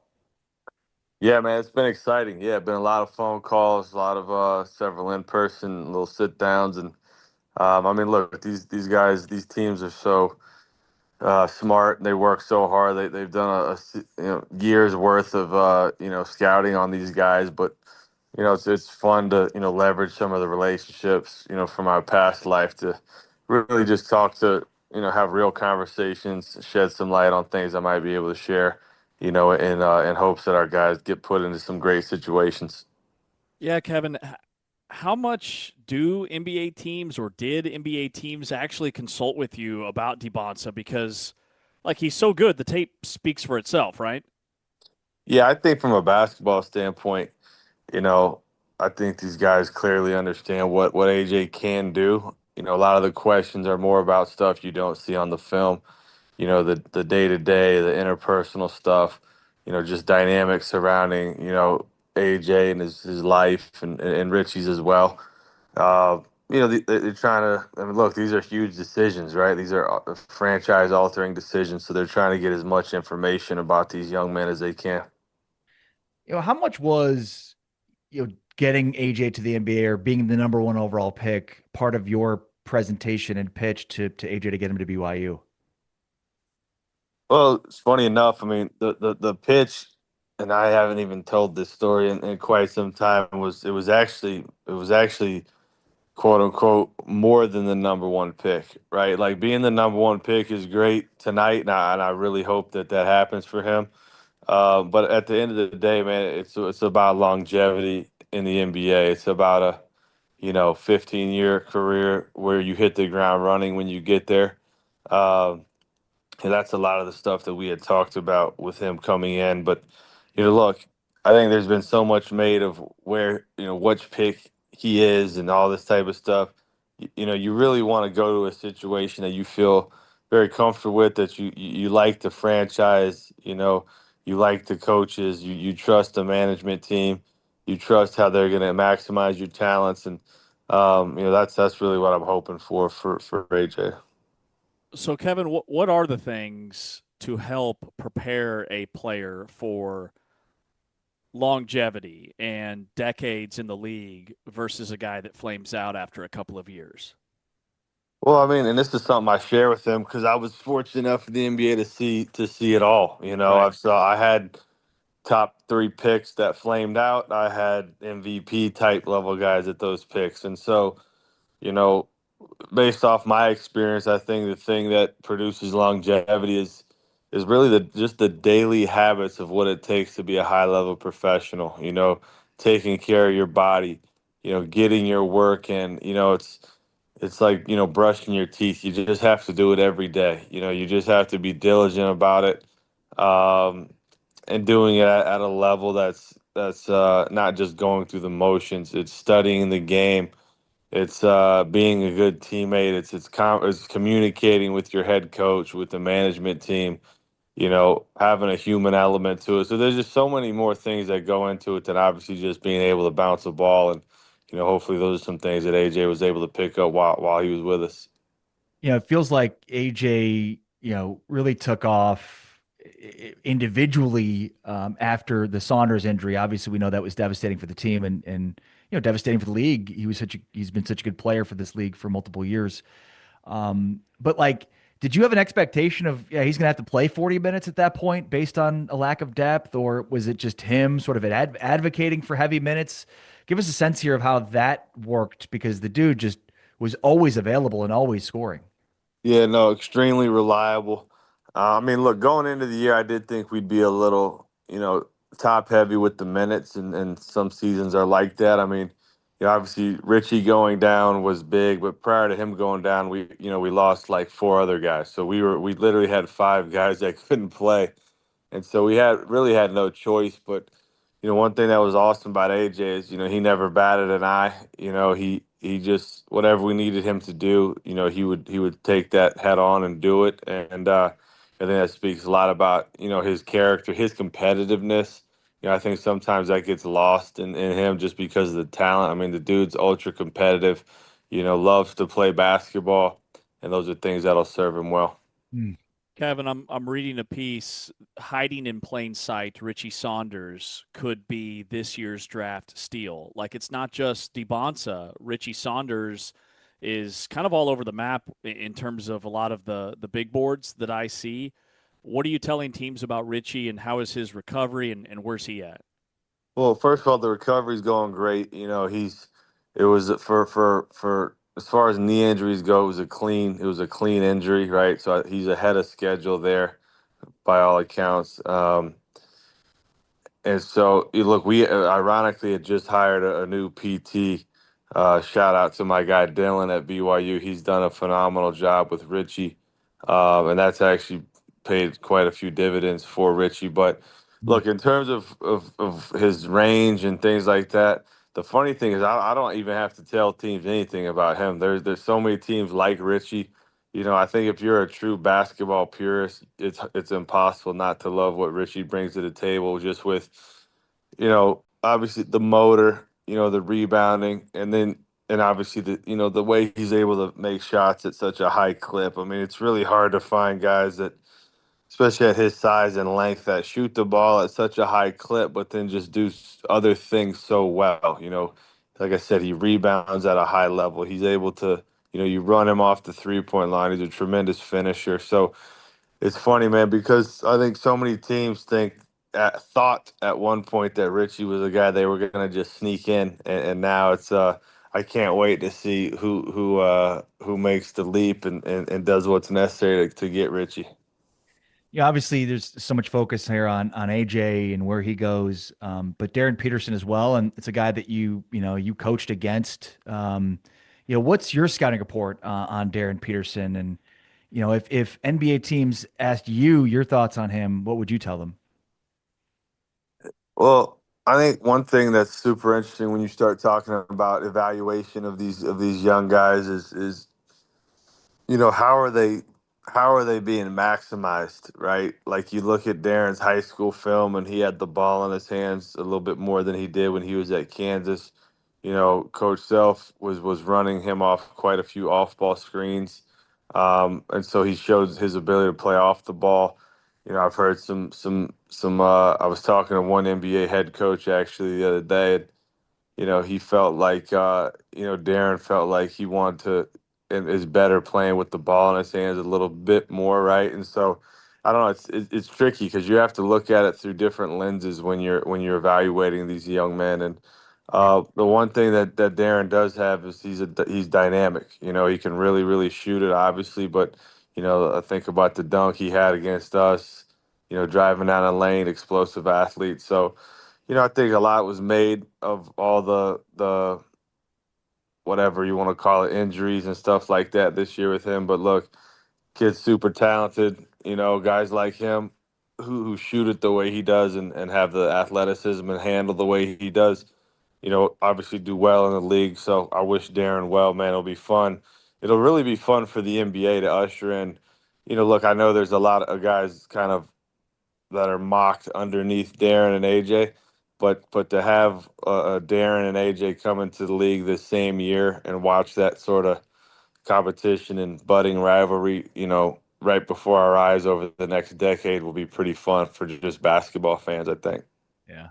BYU head coach Kevin Young with us on Big 12 today. So with AJ and Darren, who are the comps? Like, who are current or former NBA players that you think these two guys could eventually be in the league? Yeah. I think, comps are fun, man, to kind of rack your brain to see who you think these guys might play like, but they're also, look, both these young men are obviously their own guy. I know AJ prides himself on that. I see a little bit of different parts of people's game in AJ. I've always felt like peak Paul George was someone that AJ reminded me of, but he does have some KD in him, right? When he gets that little mid post pull up and stuff like that. So I think AJ's got a little bit mix of those two guys in there. Darren. I think about different guys, in their primes when I was in the league. I think about, peak Victor Oladipo, someone that's similar in size, handles the ball well. The way he shoots it though, man, like I always loved watching Ray Allen come off screens. Darren got a little bit of that in him. But I'm excited to see those guys come into the league and see them make their own names for themselves. Yeah, great stuff. Kevin Young, BYU's head basketball coach, joining us here at the NBA draft tonight in New York City. Kevin's out there supporting his BYU guys. You were a guy that many expected to become an NBA head coach, and so you went the college route at BYU, and we know the reasons behind that. Dusty May goes the opposite path from Florida Atlantic 3 years ago now to the Dallas Mavericks. What are your thoughts on that, and some of the noise around the reporting for why Dusty maybe made that decision? I mean, look, career decisions are so personal for every person, right? And so, I was like, it's funny. I was sitting next to Dusty at a recruiting event early this summer, and getting to know a little bit more about his family and stuff like that. It seemed like he, now that that's come out, seemed like he's in a good spot with his personal life to make a decision like that. So, super excited for him, man. The NBA is awesome, such a fun league, and it'll be a great challenge for Dusty to sort of figure out how to get it done at that level. He's working with some great people, and Mike Schmitz, and who's a good guy, and it'll be interesting to see, how quickly he adapts, because it is a different league, right? It's very interesting in terms of what your day-to-day life looks like as an NBA coach versus a college coach. I think that's the big difference is, so much practice time in college. In NBA, it's awesome because there's so many games and you really kind of coach through the game and stuff like that. So, look, why he made that decision. Look, AJ and Darren are good players, but this guy Cooper Flagg's not a bad guy to get a chance to coach too. So I'm sure that had a lot to do with it. Yeah, Kevin, after DeBonsa and Peterson, who from the Big 12 really shined in your eyes from almost a scout's lens as guys that you think are undervalued or going to be really, really good NBA players? Yeah, I'm gonna go deeper cut here on you guys. I'm a big fan of Christian Anderson. I know he's not in like the necessarily the lottery like range on the mocks. I was always really impressed with his ability to just be like, he's just a very skilled basketball player. He can really dribble, pass, and shoot. His pick and roll reads are really, really good. His ability to shoot off the dribble, I think that's something people don't necessarily realize. That's not one thing I think where Darren is so good. Being able to shoot off the dribble is a skill that all the elite guards in the NBA have. You see a lot of drop coverage in the NBA, I know it's a little bit changing a little bit, but having the ability to come off screen and punish that with pull-up threes and stuff like that, I think Christian's phenomenal at that. So I'm excited to watch his growth. But look, man, that was one thing that was great about the Big 12 this year. There were so many guys night in, night out that were lottery level guys. I mean, Braden Burry's killed us. He's another guy that's super interesting. And not to disrespect any of the other guys, I go on and on about a lot of the guys in the Big 12, but Christian's a guy I think maybe a little bit under the radar. Kev, how's your family? You've got 4 kids. Your fourth was born before the season last year, right? So how's everybody doing? Yeah, no, thanks for asking. They're doing great, man. My two boys are excited for draft night to see where all their guys go, and then my daughters are great. The little one, Lily, is she getting big, man. It's a fun time at the Young household. That's awesome. Are your boys, are they hoopers? Yeah, man. They're actually at BYU basketball camp this week, and doing football practice as well. So we love sports at our house. Fantastic. Kevin Young, BYU's basketball coach. Good luck tonight. Congrats on the success you've had, especially in recruiting. Yeah, can't wait to hear AJ and Richie's names called tonight, man. Thank you guys, man. Looking forward to tonight, and we'll see you guys soon. Take care. There's Kevin Thanks, Young, Coach. BYU basketball coach, joining us here on Big 12 Radio. AJ DeBonsa, a guy that he just told us in a story he said he has not really told publicly, but basically his recruiting pitch to AJ was, yeah, first pick, sure, but I'm talking about a 15, 20-year NBA career where you're multiple All-Stars and $100 million contracts. Yeah, that was amazing. And he circled back to the daily habits, the how much do you want to be a superstar in the NBA? And it's hard to judge a player's want to or character when it comes to sit down interviews. A lot of guys can kind of mask their way through it. But AJ checks all the boxes in terms of saying the right things and just his overall effort, especially on the defensive end of the floor. I also saw yesterday, like AJ DeBonsa said, his number one regret was not winning more games in the NCAA tournament, not getting out of that first round. He said he's super embarrassed. He said it's one thing that he won't ever tell his kids. So that tells me like he's the ultimate competitor, right? And I love everything that Kevin Young speaks for, just his knowledge of what goes into the process. It is really cool to hear. It's Big 12 today on Big 12 Radio. We are presented by Modelo. Matt Babcock, NBA draft analyst for Babcock Hoops, joins us next. It's Big 12 today as we continue previewing tonight's NBA draft, which should include the top 2 overall picks out of the Big 12 and perhaps 5 of the top 10. With James Wesley, I'm Ari Tepkin. This is Big 12 today on Big 12 Radio, presented by Modelo, heard on TuneIn and watched on Big 12 Studios. Trying to do it himself. He does. He hit it. Jaden Bradley, the Big 12 Player of the Year, did it again. He knew he wanted it, Jay. He knew he wouldn't be easy, and he made it. Jaden Bradley, has been our point guard for the last couple of years and first-class individual, willing to do whatever it takes for the team to win. Karchenkov in transition.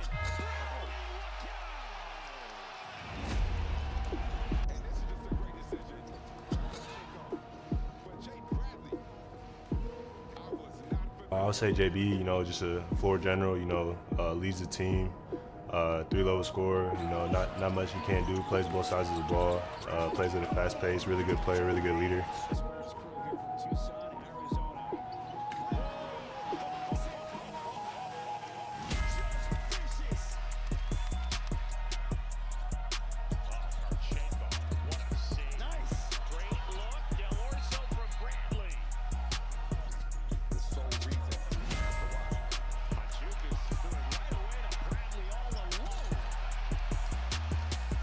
Bradley got tangled up in gridlock with Castillo, and he threads it through beautifully. Scintillating pass to Murray. Vision is extraordinary. And he's made some big buckets from the corner.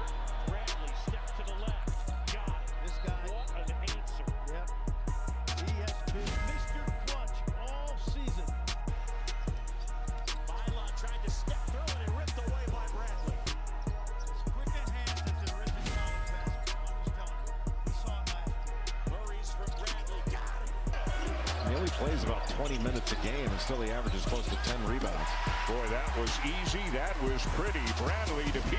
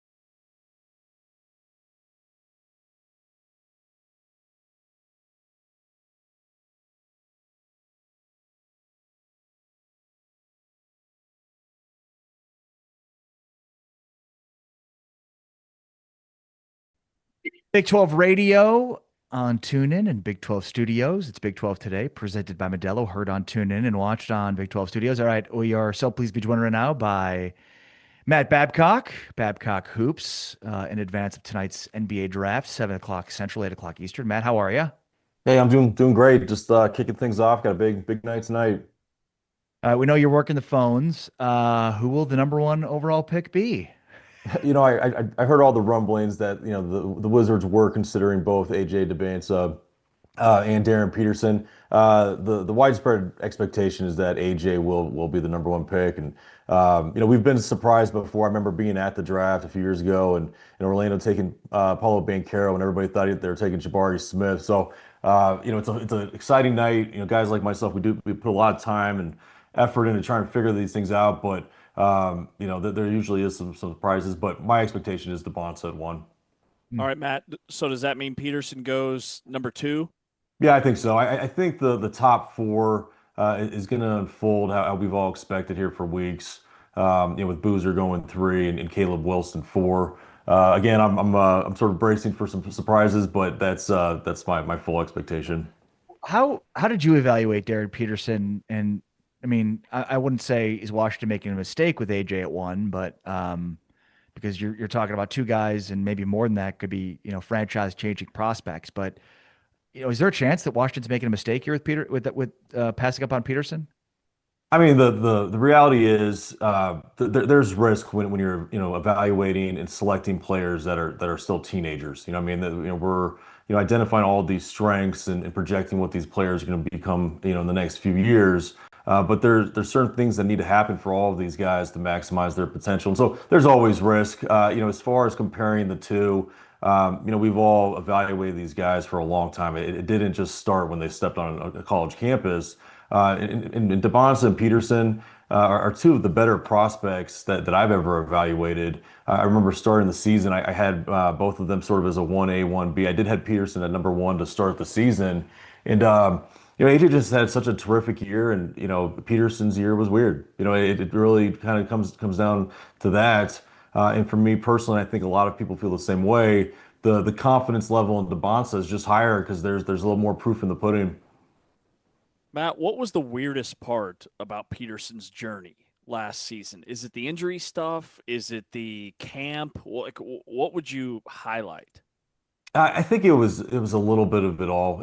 Just the optics were really bad. I think initially my biggest concern was the medical part of it. It was just, hey, is there something we don't know? And I think a lot of those questions have been answered. I've not heard that anybody's overly concerned with him physically. There's still the questions of the camp, overbearing camp maybe, that's a common narrative, to be honest with you. There's a lot of that goes on behind the scenes with players. So I don't think they're overly unique from that standpoint. And, based on everything I've seen and heard and talking with people around the league, Darren seems like a great kid. I think he's a hard worker, cares about the game.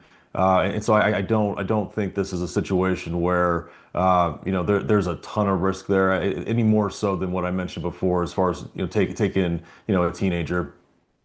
When you're looking at the Big 12, we project potentially 5 top 10 picks with Burries, Flemings, and potentially Carr as well. Certainly 5 top 15 picks. Who do you think of those next 3, Burries, Flemings, and Carr, would be the first off the board? I think it'll be Flemings or Burries. Flemings. I just updated my mock draft this morning. I could easily see him going to Atlanta at number 8. I put Adai Mara, but I do believe he will be in the mix for that pick. And then also with Milwaukee at 10 if he's there. In Burries, I have him going 9 to Dallas. I think they're both kind of in that range. Every team will take a look at them in that range. So comparing those 2 guys, Flemings and Burries from the Big 12, what stands out in terms of strengths and weaknesses if you lean one way or the other? Yeah, both. Very good players. Slightly different. I see Burries a little bit more as a 2-1 combo guard. Tough as heck. I think he's 6'4", 215, so big solid frame, even though he's a young guy. and just checks a lot of boxes. Very good defensively, and just very well rounded and solid offensively. With Kingston, very much a speedy on ball guard. It makes him somewhat polarizing when you look at him as a prospect for the draft. For example, I expected the Clippers to look at him at number 5, but with them having just traded for Darius Garland, might not be the greatest fit, just having two smaller guards. But both Burries and Flemings, from like an intangible standpoint, both are like rock stars, just total winners. Have all the different winning traits, and I'm expecting bright futures for both of them. Talk with Matt Babcock here, Babcock Hoops. Check out the great work that Matt and his team do at Babcock Hoops.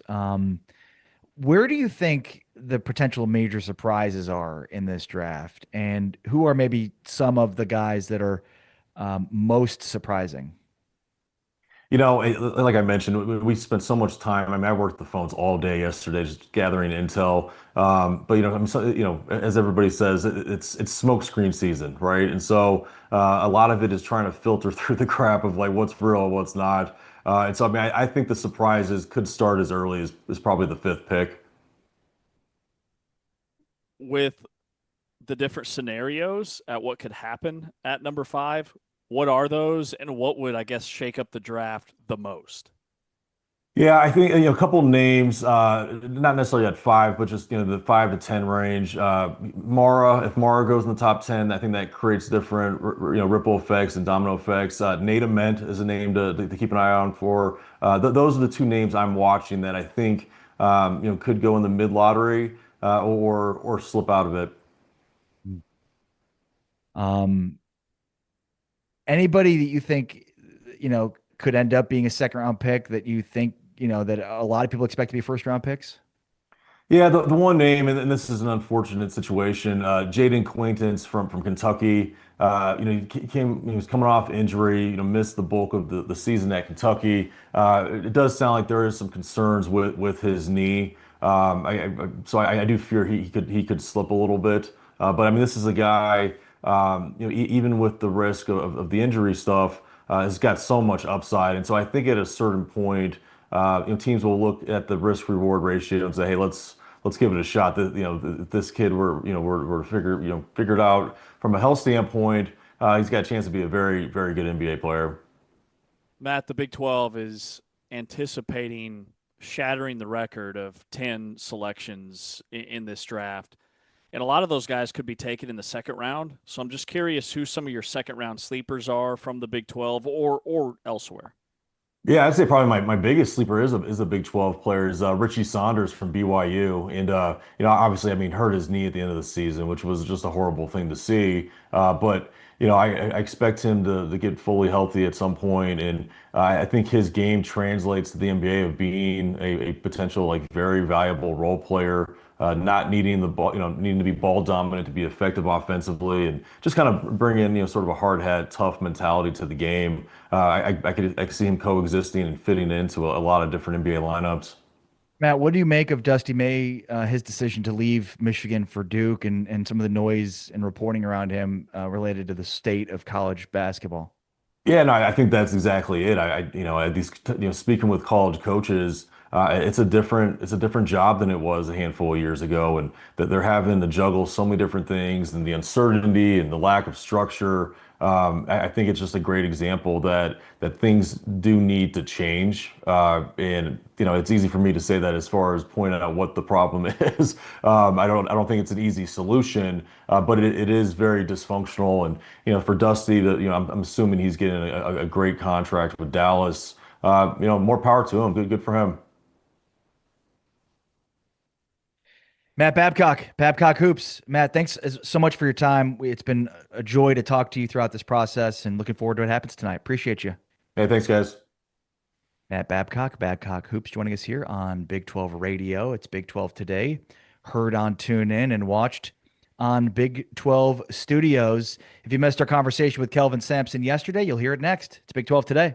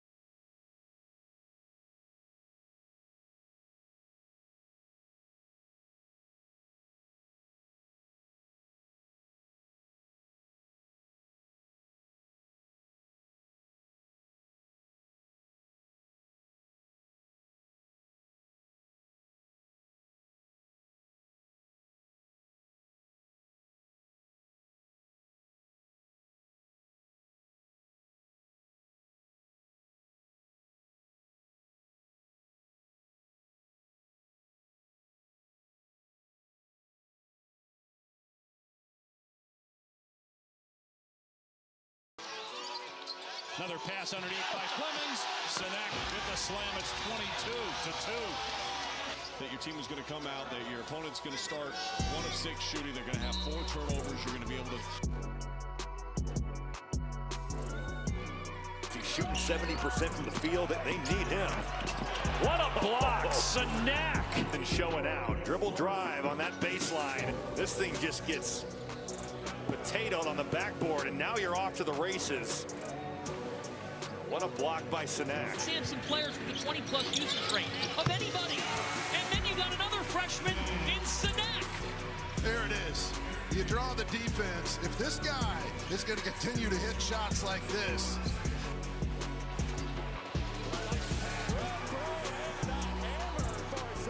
You don't get many easy baskets. It seems you got to relish it. How about the find off the left off the bounce? Big time delivery by the. Continuing to work on his three-point shot. Boy, nobody getting in front of Usain. Chris Sanak Jr. with another rebound, especially another offensive rebound. He's got 14 rebounds on the game. Michael Rataj was stopped. Sanak sent it back. Houston, you're probably going to get the ball put right back in your face. The Bears. Now they penetrate inside. Usain. Sanak. Now he's starting to turn up the heat. Chris Sanak Jr. has arrived in Vegas. Right here. It takes one to go in for you to then understand that your impact isn't just them throwing the basketball. If you don't get it, go get it off the glass. And he did just that with Tugler out. They need this energy. Houston, and Sanak had the most with 12. Oh, what a great execution. Meanwhile, the execution coming right out of this possession. Just great move. Holding just 29% from deep on the year. This man can shoot the three. Sharp just one bucket in the first half. Sanak the follow.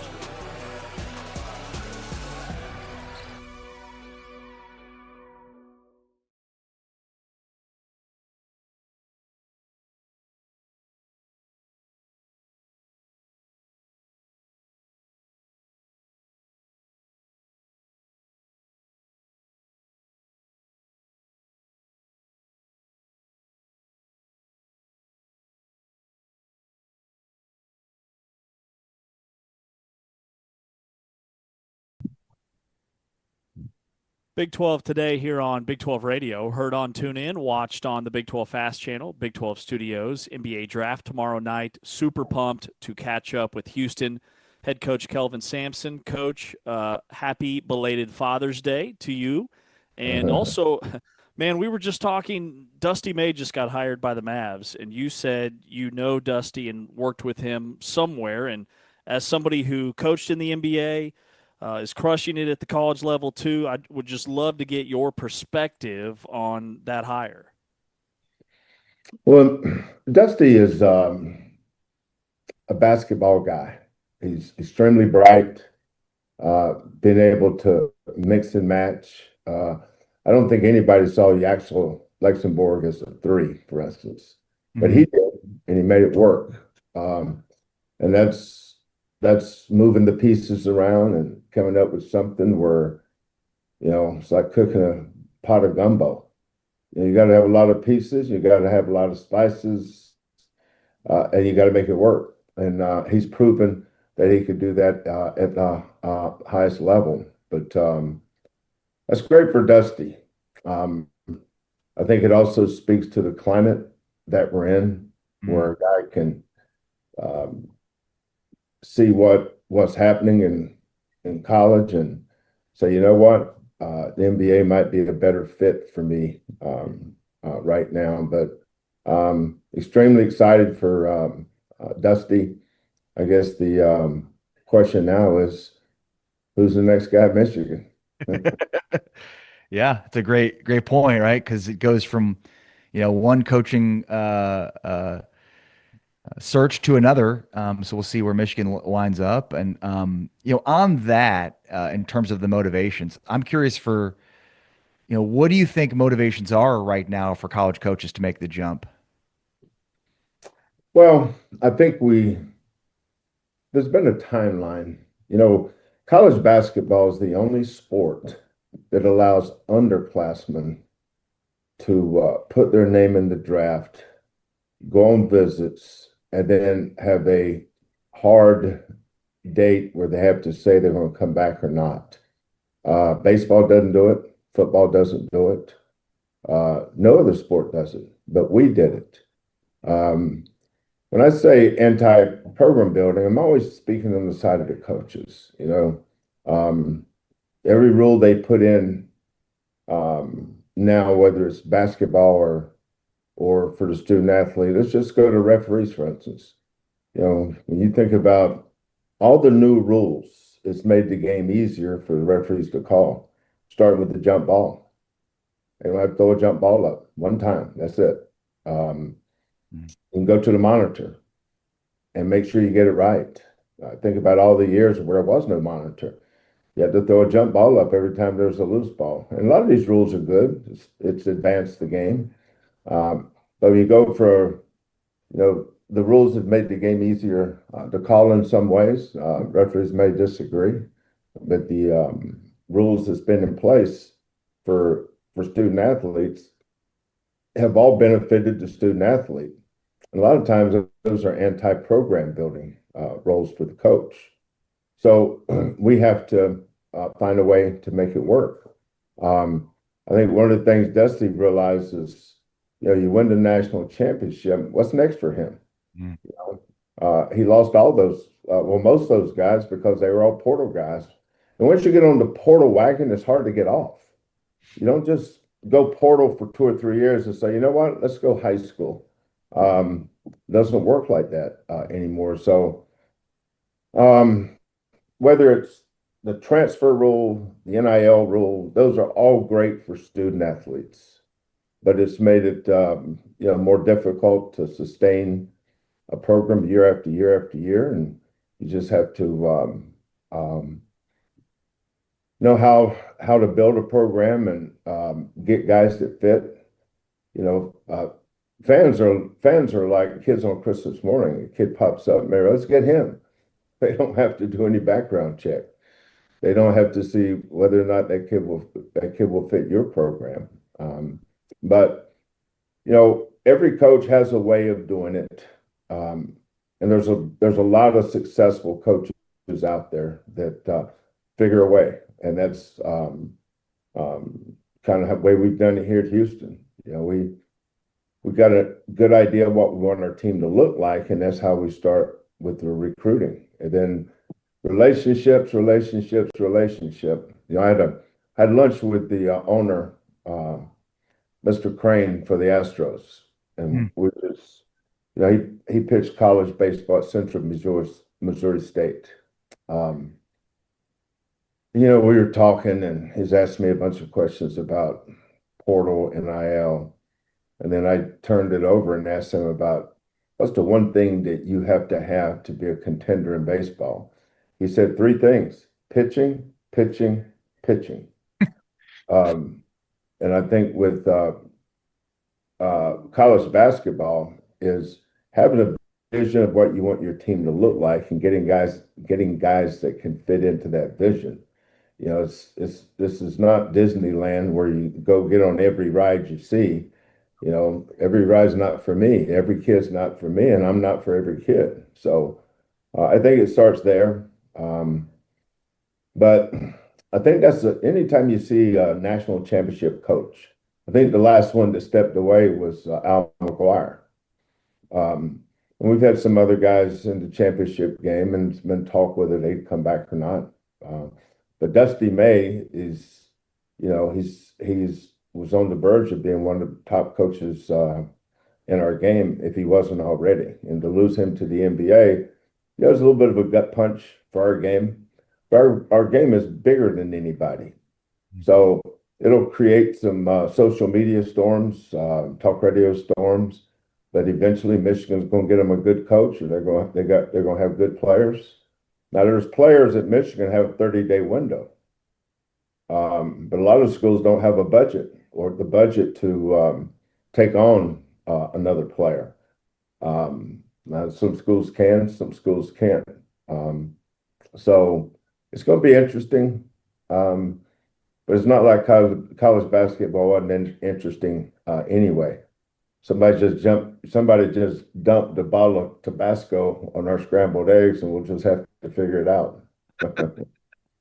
Yeah, that's a fascinating point about budget and that 30-day window. Coach, speaking of, superstar players, you've got a couple of guys that'll be drafted tomorrow night. And we were talking earlier, like all the NBA talent that you produce, those guys are all successful in the NBA. Like they all exceed where they were selected. So what goes into that, and how do you get guys prepared to be so good as pros?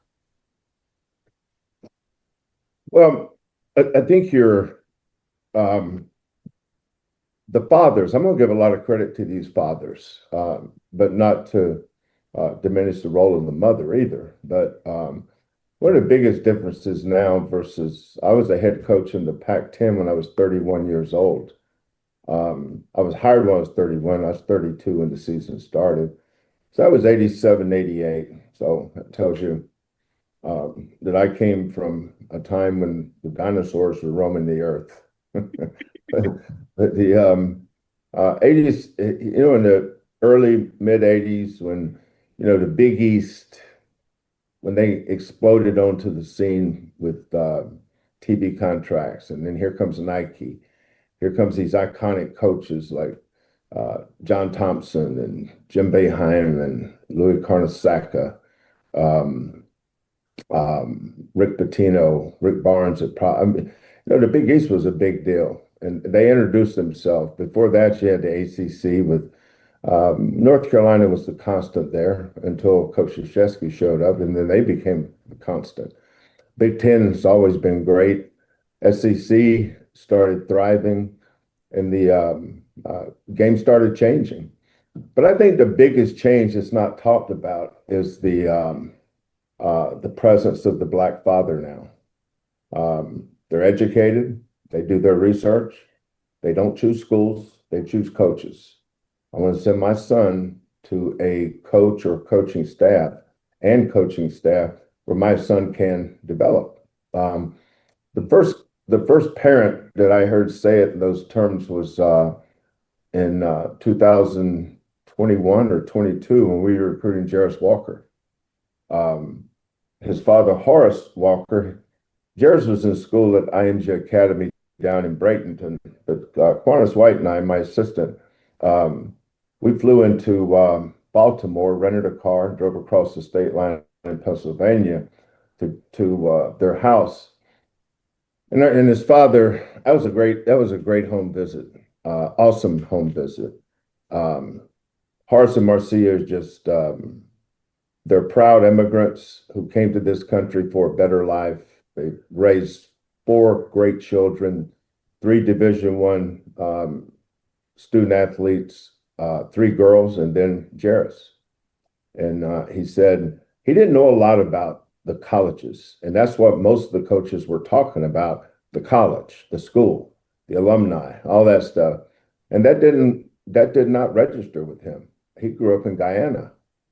So when they were talking about the things that make their program great or what they're known for, that wasn't a connection for him. So he realized that he needed to send his son somewhere where he could get as close to his potential as possible. So I think we went up there twice. We probably went down to IMG to see Jarace 3 or 4 times, whatever we were allowed to do. And I remember the last time he talked to us, he said, "I'm not going to choose a school. I'm going to choose a coach. We're going to choose the coach or coaching staff that can best help my son reach his potential." And so that's how he researched this. And there's other coaches that they like, but we were fortunate enough that they chose Houston. And he didn't need to come to Houston to get drafted. He was going to get drafted anyway. I think what he wanted to see was if he could get in the lottery. So Jarace came. He had a successful year. He was a number 8 pick in the draft. Later that night, Marcus Sasser was the 25th pick in the draft. Before that, we had Quentin Grimes to the Knicks at 25 with Damian Dotson I think in 2018, 17 or 18. Jamal Shed. So we've had a bunch of guys get drafted. I've had some guys that I thought should have gotten drafted. Kyler Edwards, for instance. I thought Kyler Edwards could play on play in the NBA. And now we have these four guys. Kingston. I just got off the phone with Kingston's agent for an update. She was calling and got some good news there. Cenac, Chris, was my favorite player to coach on this team. I absolutely adored coaching Chris Cenac. He's the same kid every day. His attitude, his effort, his body language, his commitment to the team, his commitment to his teammates, clear understanding of who he is, the highs and lows of the season from June until end of March. He was our most consistent player every single day. Emmanuel Sharp, Milos, just warriors. I think the guy that's going to surprise people once he gets in the league is going to be Milos Juzan. Don't judge him from this year. Judge him from last year. He took a team that had gone to the Sweet 16 the year before and won the Big 12 championship in their first year. He comes in and replaces one of our best players ever here, Jamal Shed. And we get off to a rocky start, and all of a sudden he got a little wind beneath his sails, and he just took off. And next thing you know, we're 35-4 playing for the national championship, and that's Milos, you know. And then Emmanuel, I think Emmanuel's flying up the draft boards. I wouldn't be surprised to see him go anywhere from 30 to 40. Chris is going to go somewhere late teens, early 20s, somewhere in there. So we have four guys that can get drafted. We've got another class coming in this year with hopes and dreams of someday playing professional basketball. And that's part of our jobs as coaches, to help these guys realize their dreams. I ask them, what's the goal here? Where do you want to be? And when they tell me they want to play in the NBA, I said, okay, let's get to work. This is what you're going to have to do, and you're going to have to do it every day. There's standards that we're going to hold you to, and if you don't meet those standards, we're going to hold you accountable. So, but guys like Emmanuel Sharp, Emmanuel was here 5 years. I didn't have to hold him accountable because he was responsible. Responsibility is more important than accountability. Responsibility means you bought into it. Now I'm going to hold these other kids accountable because this is what coach and the culture require here. So we've been blessed with high level character kids. When I woke up this morning, I had a text from J1 Roberts, and he had his uniform on. They won a championship last night in Germany. Wow. So he had his jersey on, and he had his a medal. It's kind of like Wyndham Clark. You know, he had that medal that being the U.S. Open champion winner. Well, Wang had two medals on, an award he got, and then his team won the championship. No surprise, J1 was the winner. He's the winningest player in the history of the University of Houston. His first year in professional basketball, his team wins a championship last night in Berlin. So that's the thing I love about this program. We have great kids that have high standards for themselves, and whether it's Kingston or Rob Gray, who didn't get drafted, all-time leading scorer in the American Athletic Conference. You could go on and on about this program, but really proud of our staff. Our staff deserves a lot of credit for this, but the real credit goes to the players because they're the one that comes in and puts in the work. You know, and just on that, there was so much more I want to talk with you about, but I think like a year ago, we were asking you about the status of Juzan. Would he be back? He was so impactful for your championship, you know, your run to the championship game last year. And, you know, and then for this season, it almost says a lot about him, probably more about him this year than last year, based on, you know, what he did, the mentality he took on, knowing that, you know, here's a freshman coming in that's so talented that in many ways, you know, took his spot and probably hurt his draft status from where it was a year ago. Yeah, I mean, maybe. I mean, we'll see Wednesday night, but for sure, Milo's had to sacrifice. No doubt about that. Today's June 22nd. I was on the baseball field this morning at 5 minutes to 6. Workout started at 6:30, but usually we start about 6:10 because our guys they live in constant fear of being late, which is a good thing. They're not if they learn to be on time, that means they've learned the most important thing about a job. Always be on time. Somebody's always watching. So the first step in building a culture is being on time. And then from there, you build attitudes and efforts. And we've just never had a problem with that. We've turned down kids we thought that wouldn't have been good fits here. I wouldn't have been a good fit for the kid. Program's probably not a good fit for him.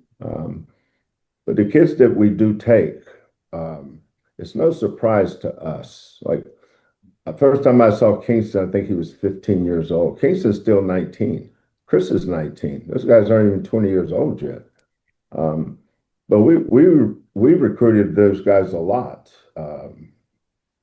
I remember Casey Beard, one of our assistants, went over to Istanbul, Turkey to watch the USA team. We were also recruiting Koa Pete at the time. And so it was Koa and Chris and Boozer and a bunch of those guys. And they were in the, I think it was under 18 World Championships in Istanbul. And one of the teams the United States played was a team from West Africa, a country called Guinea. And their starting center was a guy by the name of Arafan Diane, who became the #1 high school center in the country this year. And that was our first exposure to him. We got on him then, built a relationship. And next thing you know, he signs with Houston. But basketball is and recruiting never ends. You're always recruiting. And the key to, I think, sustaining your program, #1 is honesty.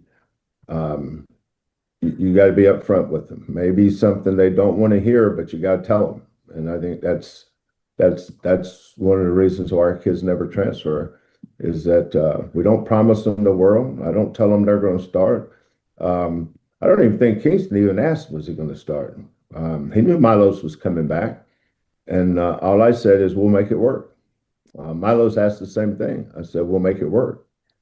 So it's being able to put the pieces together is a process. You got to believe in your process. You got to believe in your eyes, and you got to believe in your eyelids. Sometimes you can close your eyes and look at the back of your eyelid and say, what is it I want this to look like? So I'm looking at it right now. Like this year's team, I'm thinking of DJ Thomas Jr. and Delrico Gillespie and Braden East and Mercy and Chase. I want them to look like this on defense. I want them to look like this on offense. Now, how do we get it together?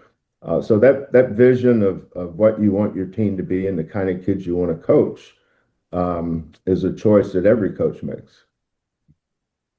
Awesome stuff. Coach, we got to let you go, but man, we are super grateful for your time and really excited about the team you've put together for this upcoming season. So we'll talk to you again about that soon. Great to see you. Again, happy belated Father's Day, and we'll catch up here another time.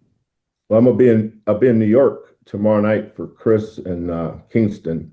I'll be sitting with Chris's family in the green room.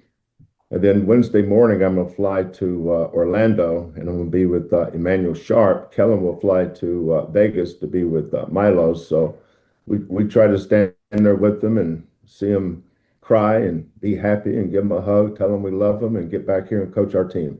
Man, it's going to be a great couple of days. Enjoy it, Coach. Thank you. Thank you guys for having me on. Have a great day. See ya. Houston coach Kelvin Sampson.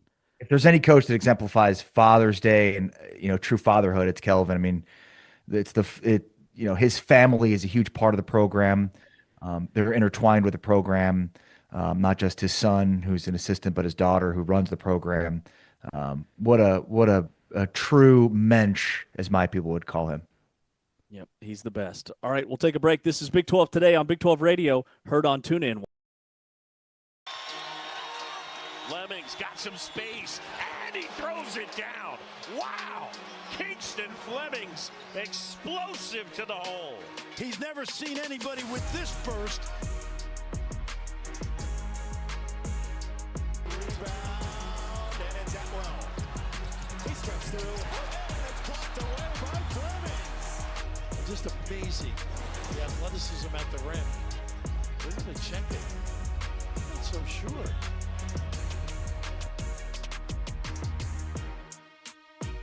Ava LaRua returns from the bench. There's a dunk from Kingston Flemings. Oh, my. Woo. Boy, he threw that down quick. Side didn't offer to help at all. Fleming's great pass, and Sanak dunks it home. Keep it simple. Make the smart play. That's not one of them. Stolen away, 2-on-1. Sharp, step back three. Here, there's going to be a trap, and it's already been thrown, and the ball is not completed, and that leads to Emmanuel Sharp. Fleming's way downtown. Got it! Oh, boy. This is actually really good defense by Karchenkov. Run, it's now a 10-point cushion. Burks, the iron downright rude to him. He's had two halfway down the cylinder and out. Is that worse than unkind? It is. Especially when that happens on the back end. Now Fleming's recognizing there's a mismatch with Bowl and takes him and able to score that one over the top. Again, those mismatches are there all over the floor. Flemings, he can create space for that forward, and he does right away. Absolutely magnificent. And the ability to be able to deliver it with either hand, impressive. He'll likely get plenty of practice doing that today as Fleming's on the lob inside to Chris Sanak. Folks, watch as the basketball enters the paint. All of a sudden, Bobby Miller jumps up there and it opens up the backside. And what a beautiful read and pass by Kingston Flemings.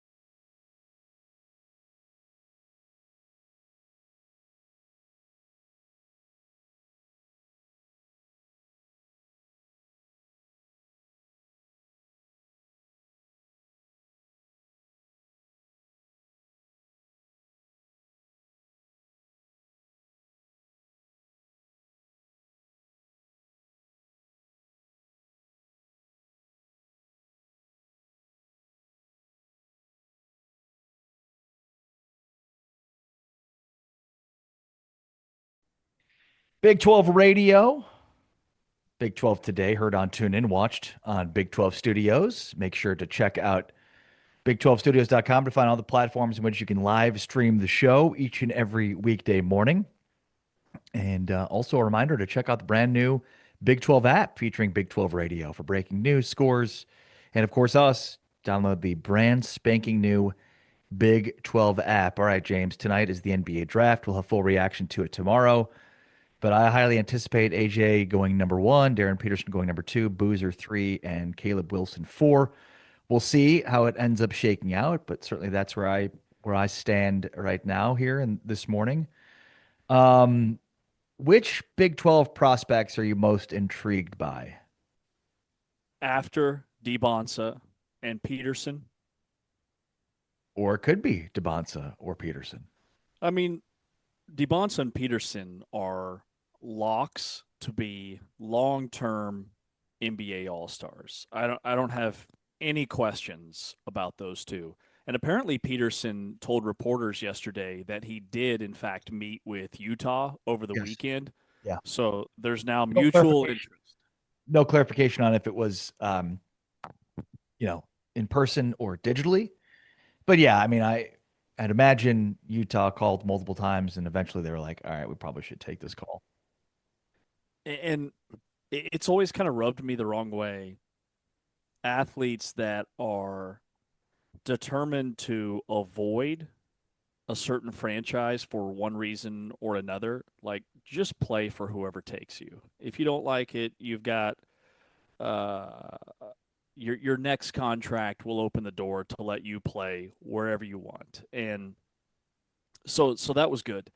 But to answer your question, man, I go with Kevin Young convinced me that Christian Anderson might be the best player in this draft from the Big 12 outside of Peterson and DeBonsa.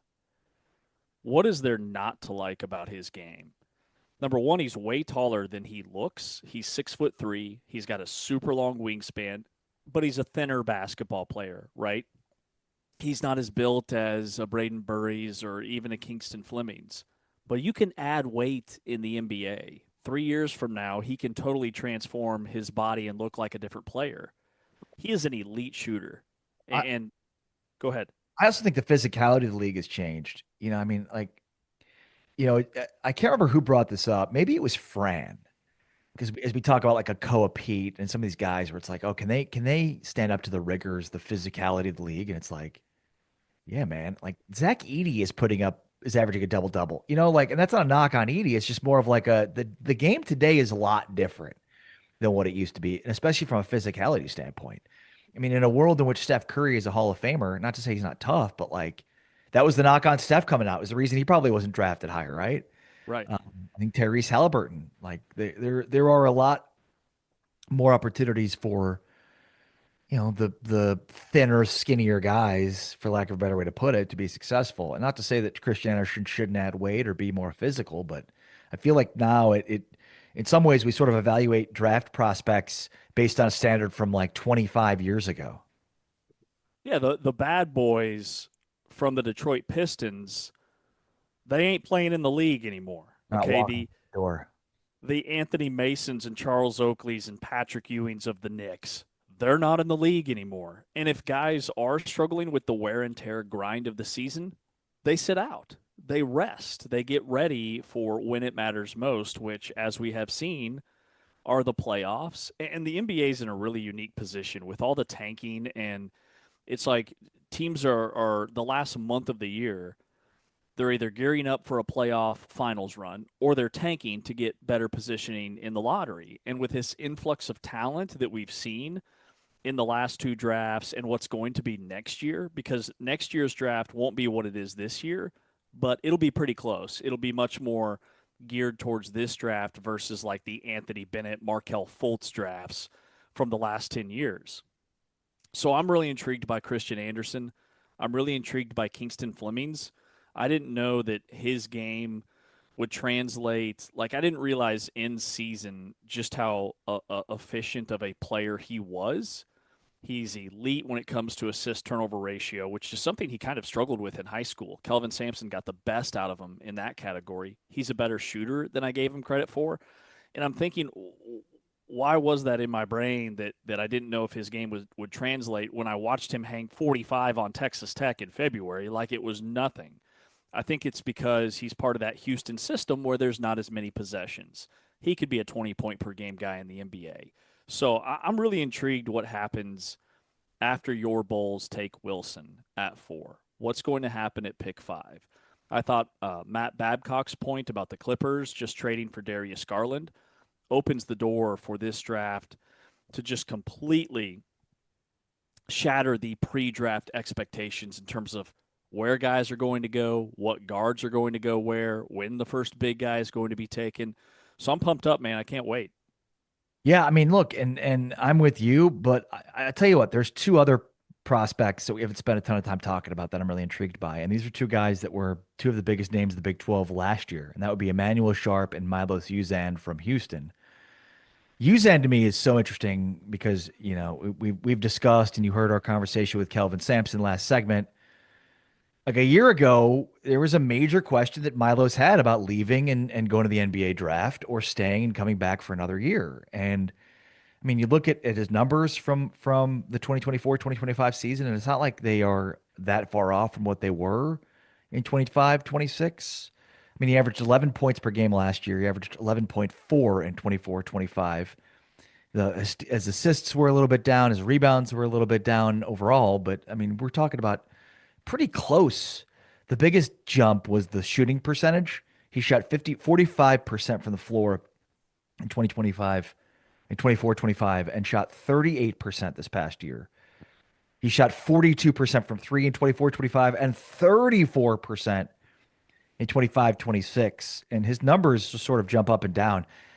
I feel like for his, it's 6'3", 185 pounds, as a point guard who can shoot, like, there's a lot there. And to think about a guy that was surely set to be, you know, the back end of the first round last year, is a guy that I think as a second-round pick could end up becoming, you know, a major contributor for an NBA team. And Emmanuel Sharp's in the same boat. I mean, Sharp was the story of the NCAA tournament a couple of years ago because of what he did. Both of those guys in the tournament. And to think like a year later and they're kind of like afterthoughts, it just shows how much you've got to strike, number one, while the iron's hot. Number two, let's not forget that like 1 year of production versus multiple years of production, you know, could mean a lot, and especially for Emmanuel Sharp. And Sharp is an elite shooter who can play that role off the bench immediately. My only concern with him is he's listed at 6'4". To me, I think he's about 6'2", 6'3". Yeah. Milos Uzan, Coach Sampson convinced me that somebody's getting a steal in the second round with Uzan. Because also, remember, he got off to a horrendous start. His non-conference shooting numbers were atrocious. I mean, like 20% from 3, it was bad. And it got a lot better as the season progressed and he kind of regained his confidence. I'm also intrigued by Richie Saunders, who's now flying up draft boards. The latest NBA Draft.net projection has him at 35. And then, like, Jaden Bradley's another guy that's going to get taken in the second round. He's just a rock-solid guard. You know what you have with him. Him and Uzan are very similar to me. Veteran guys that should make a roster and be very serviceable backups for many, many years.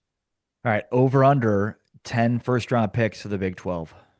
I'm going under 10. Now, I think collectively the Big 12 is going to shatter that record, which is 10 for the entire draft. And we're talking about 10 for the first round. So it's not even going to be close. We're going to see upwards of 13, 14, maybe 15 guys taken in this draft. But I'd go under 10 in the first round. I just think that number's a little high. I'm thinking probably 8 or 9.